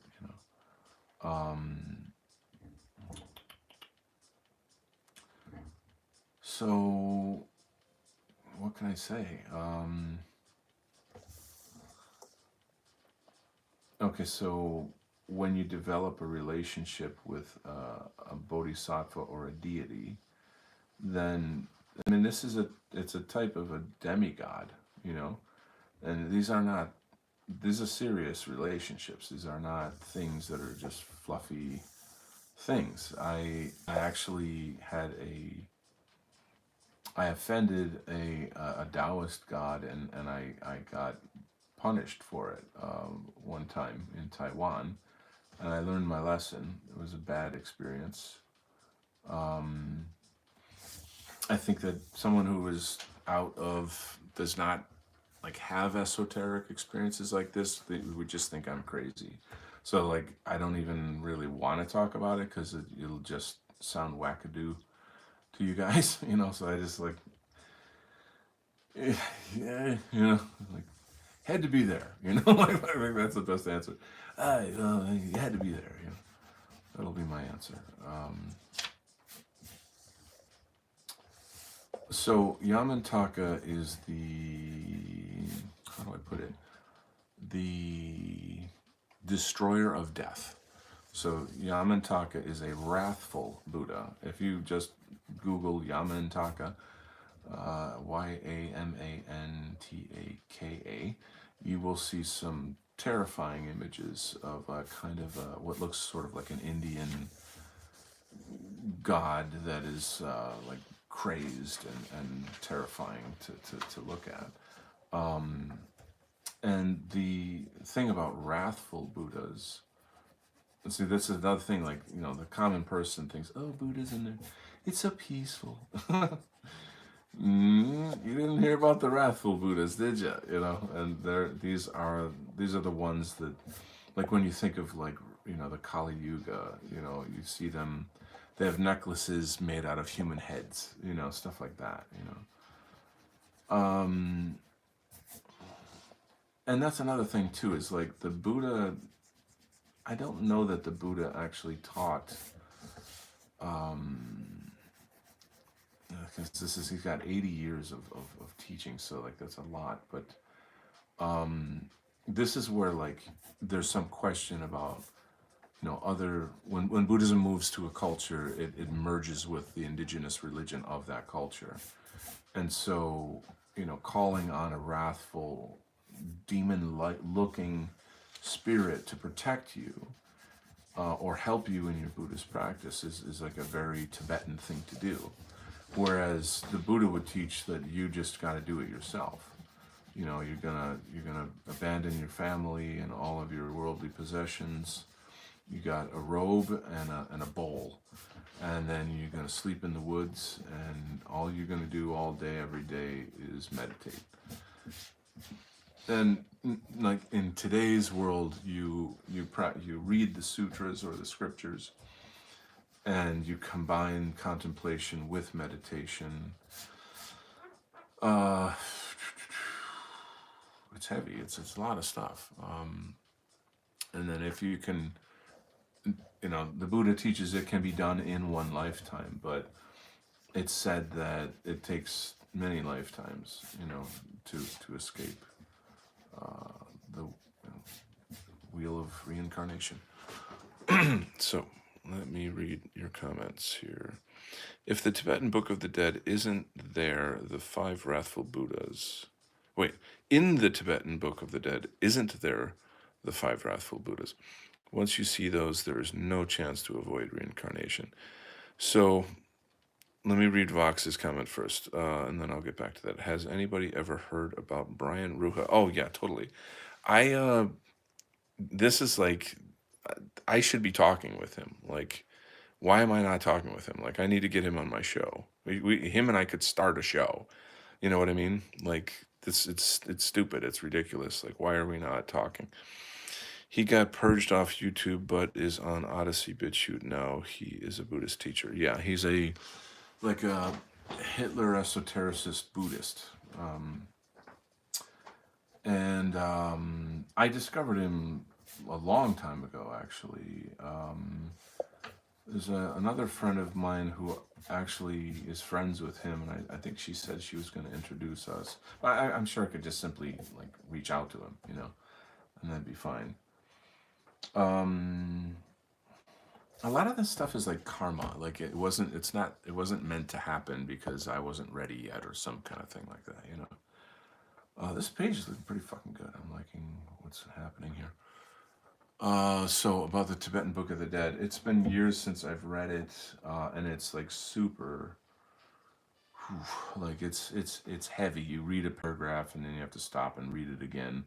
And if it's, because like it's using all kinds of language and concepts that are pretty alien to us in many ways. But I feel like the important part of the book is the description of the death process, and so, first this happens and then that happens and then that happens.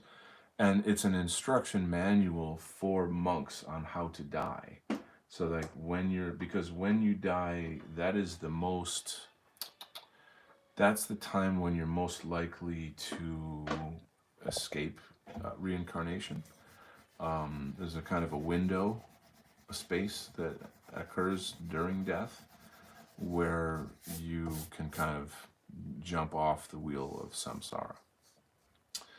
So that's why it would be important to know, what's going to happen when you die. And these monks, like advanced Buddhist monks, they can astral project and they visit spirit realms. Like this is just normal to them. That's just a normal part of their practice. The Buddhists say, like, when you practice our meditation methods, you will gain sort of psychic abilities and these psychic powers, etc. But do not get sidetracked by them. Don't be impressed by them. Don't abuse them. Don't get lost in them. They're just distractions on the path. So I'm again all over the place. So I guess the only way I can tie what you're saying to what I'm saying is going back to the subject of Yamantaka. When you're initiated into the Yamantaka practice, what you're trying to do in a type of extremely esoteric alchemy is to become Yamantaka and to become the destroyer of death, so that when you die, you become an emanation or a manifestation of Yamantaka, and therefore are not harmed or taken off the path towards liberation during the death process.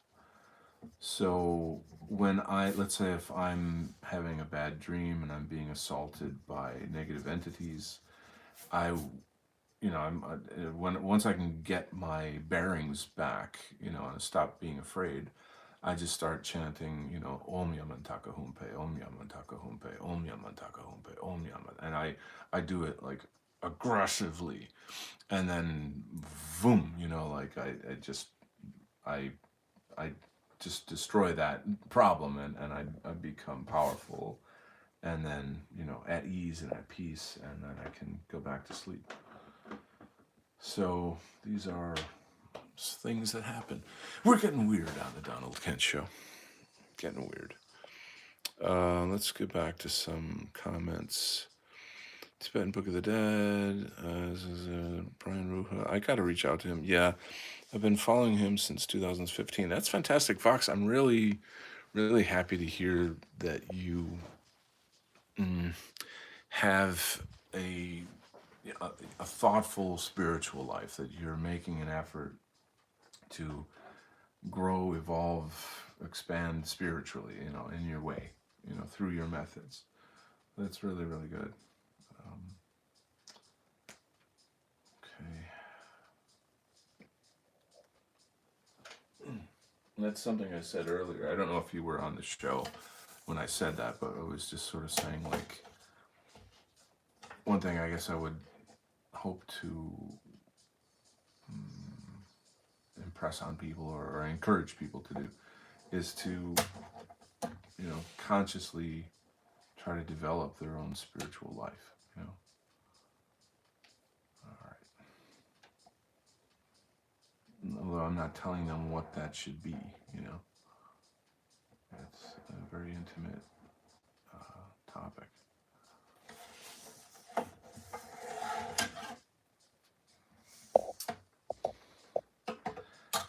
I guess it does kind of bring up the Christian question, as I would call it. And even though I have my own sort of, form of Christian practice. Um, it really does more damage or more harm to me when people try to proselytize. I have a super close friend who is a pretty hardcore Christian, and he's not like he's right wing, but he's not in the movement. You know what I'm saying? And that's all fine. That doesn't matter or whatever. But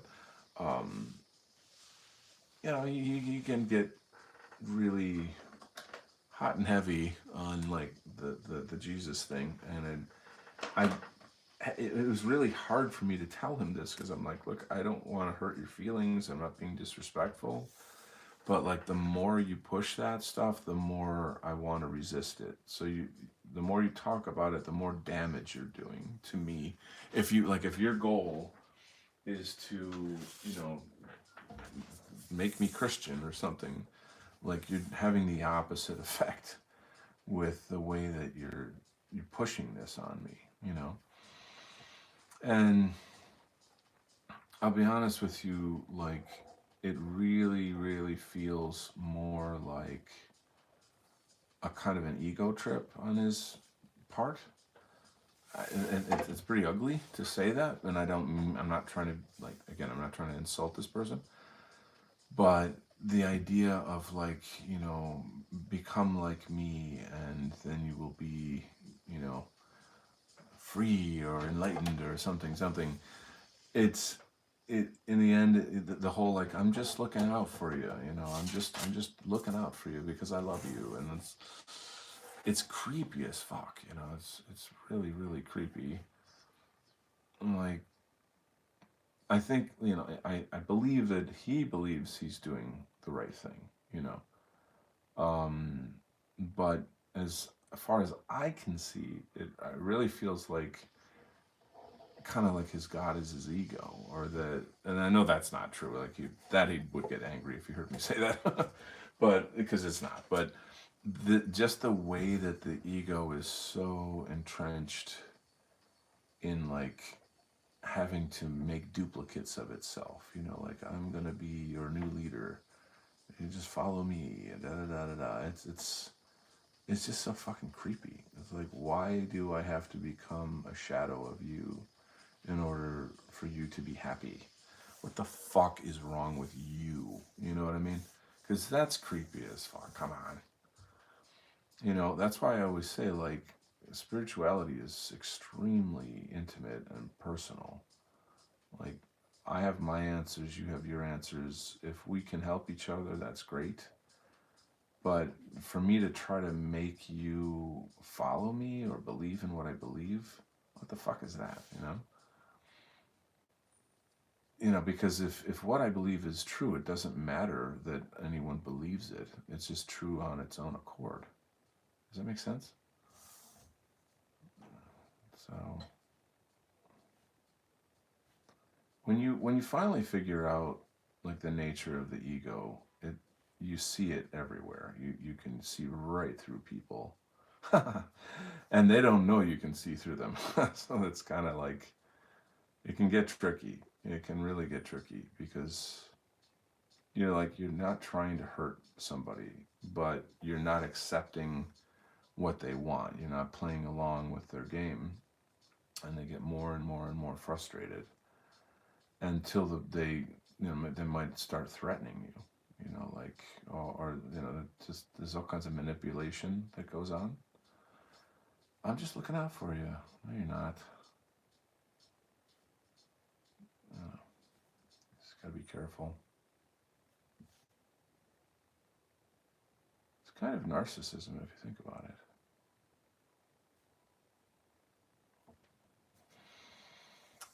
Anyway, I can't keep up with you guys. There's too much stuff going on here. I like how you distinguish between spirituality and religion. Yeah, I think it's, yeah, to me, it's like grotesquely obvious, you know. And like I envy Christians that are super like spiritual. I don't know what else to call it. You know, I feel like that word is like so hackneyed. It's so exhausted. You know, such a burned out word. But what else can I say? I don't know.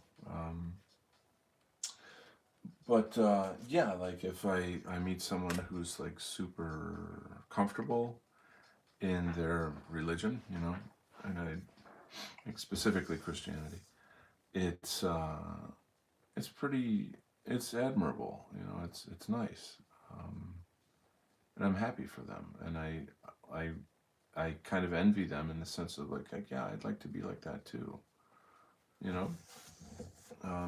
I wish that I had whatever it is you have. Like I don't know how you've come to be so comfortable with your Christian faith, but like I can't experience that, and I want to, and I do to an extent in my own way, but it's not like ordained by the church. You know what I mean? Um, like I like to go to church. To me, that's a very enjoyable experience. It's a sanctified experience. But I wouldn't really call myself a Christian. Isn't that that's strange? It's so strange. Only because I'm not like dogmatic, you know. I'm not like, you know. I don't know. I guess my feeling is like if I can't just use it every day, and if I have to like learn the whole history of the Jews and the desert and all this obscure shit that is like, you know, like doesn't really feel like it relates to my life, and I don't know, you get where I'm going with that. It's for me anyway, it's cumbersome. Now granted, like, you know, the Buddhist sutras are pretty intense, like there's a lot to know there too, and I don't need to know them all because I know how it works, and therefore I just, you know, kind of do that, you know. And I suppose there's probably like, you know, meat and potatoes Christianity, so to speak, like a, you know, a way to practice Christianity that's, you know, just simple, right?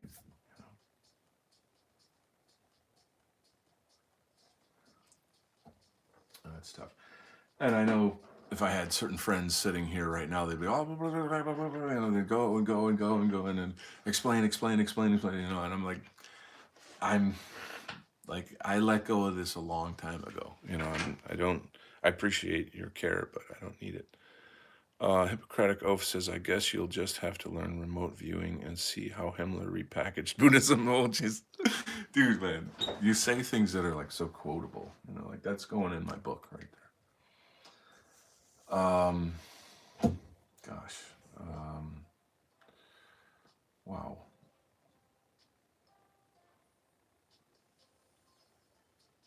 I think, yeah, I mean, I don't know quite how, but I think maybe like research and whatever it has to do with the kind of questions that you ask, right?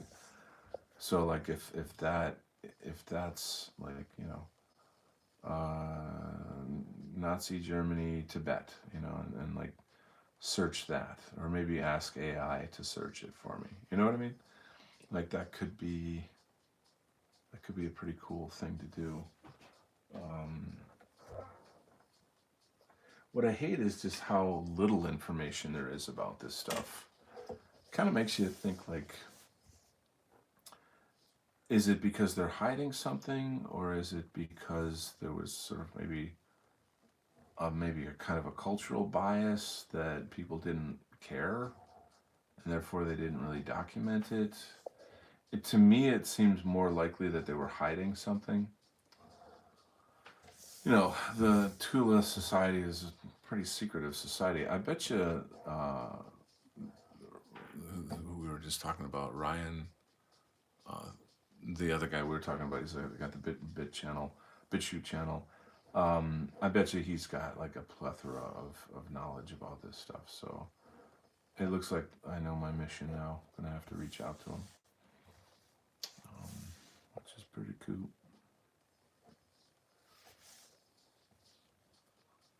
That could be cool. I think I'm gonna turn the tunes back up. So I do work tomorrow, but I don't go in until noon, so I can kind of have some fun with you guys. I appreciate you guys a lot.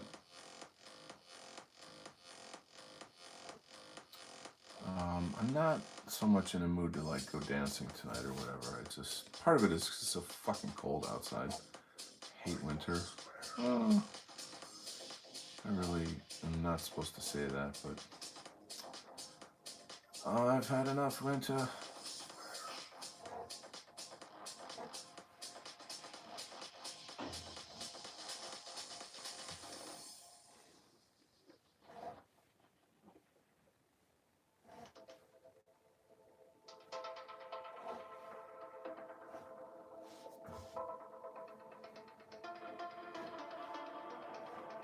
Yeah, the ego, man.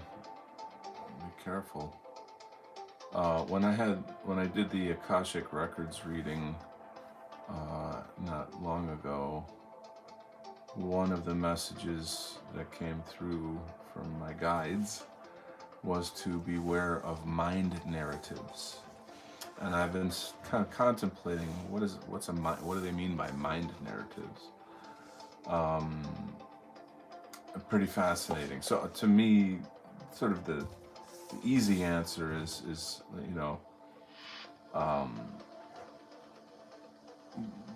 don't know how to put this, but it's kind of like the way the ego comes up with sort of stories for you that like believe this or follow that, chase that rabbit and chase that rabbit and be afraid of this and worry about that. All of it being kind of rooted in your identity. And like if you're here to help people, they have to come before you.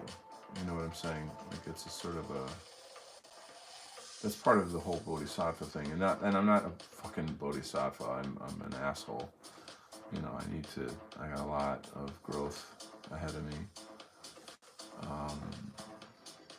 But I'll get there.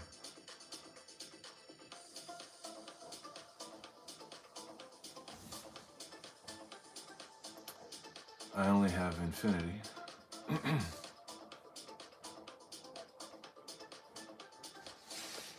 Thank God I got you guys. Alright, I'm freaking loving this, man. I'm just really, really enjoying this project here. It's just a good time. Quite a lot of work.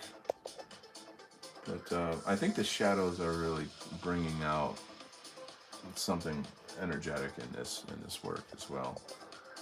I'm gonna check the chat real fast, and it's already 11:30. Geez, how long have I been on?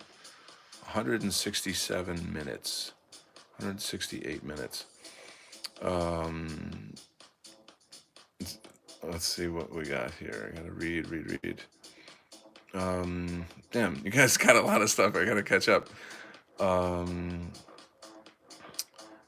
Brian Ruha. I'm gonna write his name down real fast. So I know who he is, but like it's been a long time since I've looked him up. So Brian.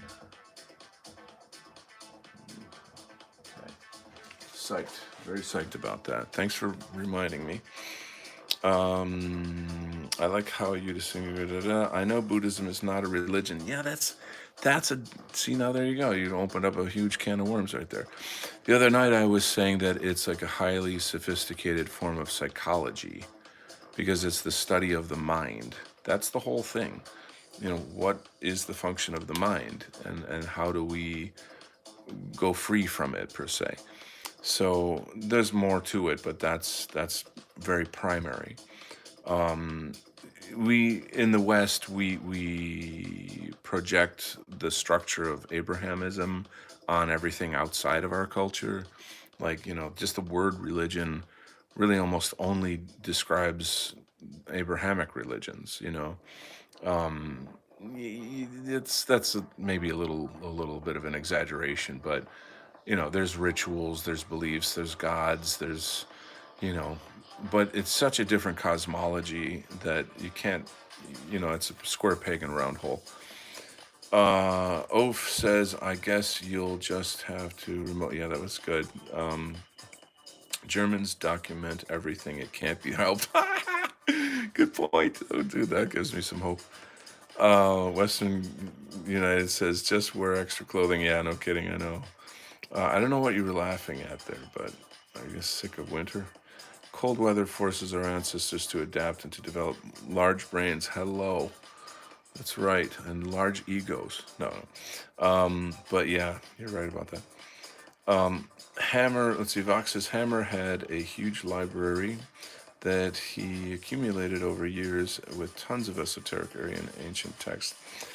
How do I access this? I have to get access to this. Oh, I'm like Hammer. Who the fuck's Hammer? Himmler. Hammer was spell check. Don't you love? I'm infamous for like goofy texts because I didn't get the voice to text right. Western kind. Okay, I'm gonna look up Himmler and these things. I think I'm gonna actually write that down again. Ah, just imagine Googling Himmler Buddhism. You know, Himmler Buddhism. Yeah, or Tibet. Maybe be better. All right. Western kind says the function of the mind is to guide the organism to securing of biological imperatives. Absolutely. And then there's a lot more to it. Oaf says otherwise the mind will invert and invent the target. Yeah, you're, you know, you guys are really on the brink of like very, very profound stuff. What is the nature of the mind? Again, like anything, I would always just say that in my experience and in my research, the mind has aspects to it, and I think we all kind of know how we have like sort of, I would say like at least the two voices. The one is kind of your ordinary voice. The other voice could be, well, maybe even three voices. There's a type of subconscious voice that comes through that can be positive or negative. It's almost like a dream voice. You have an intuitive voice that is extremely critical for your spiritual development, and is your pineal gland is also a transmitter, so you can hear from spiritual entities through your intuition. So you should strongly try to develop your intuition. That's a big part of having of understanding spiritual technology.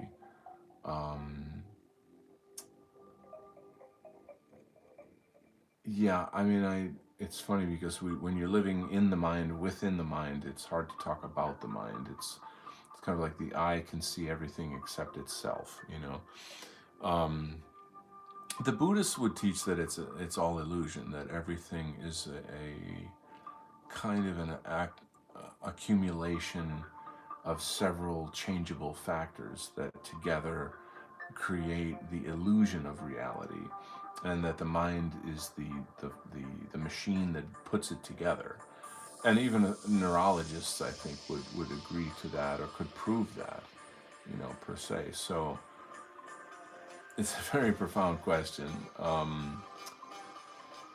I guess as far as my own mind, I'm like, remember earlier I was talking about how my next spiritual stage is to release myself from the past, from my past.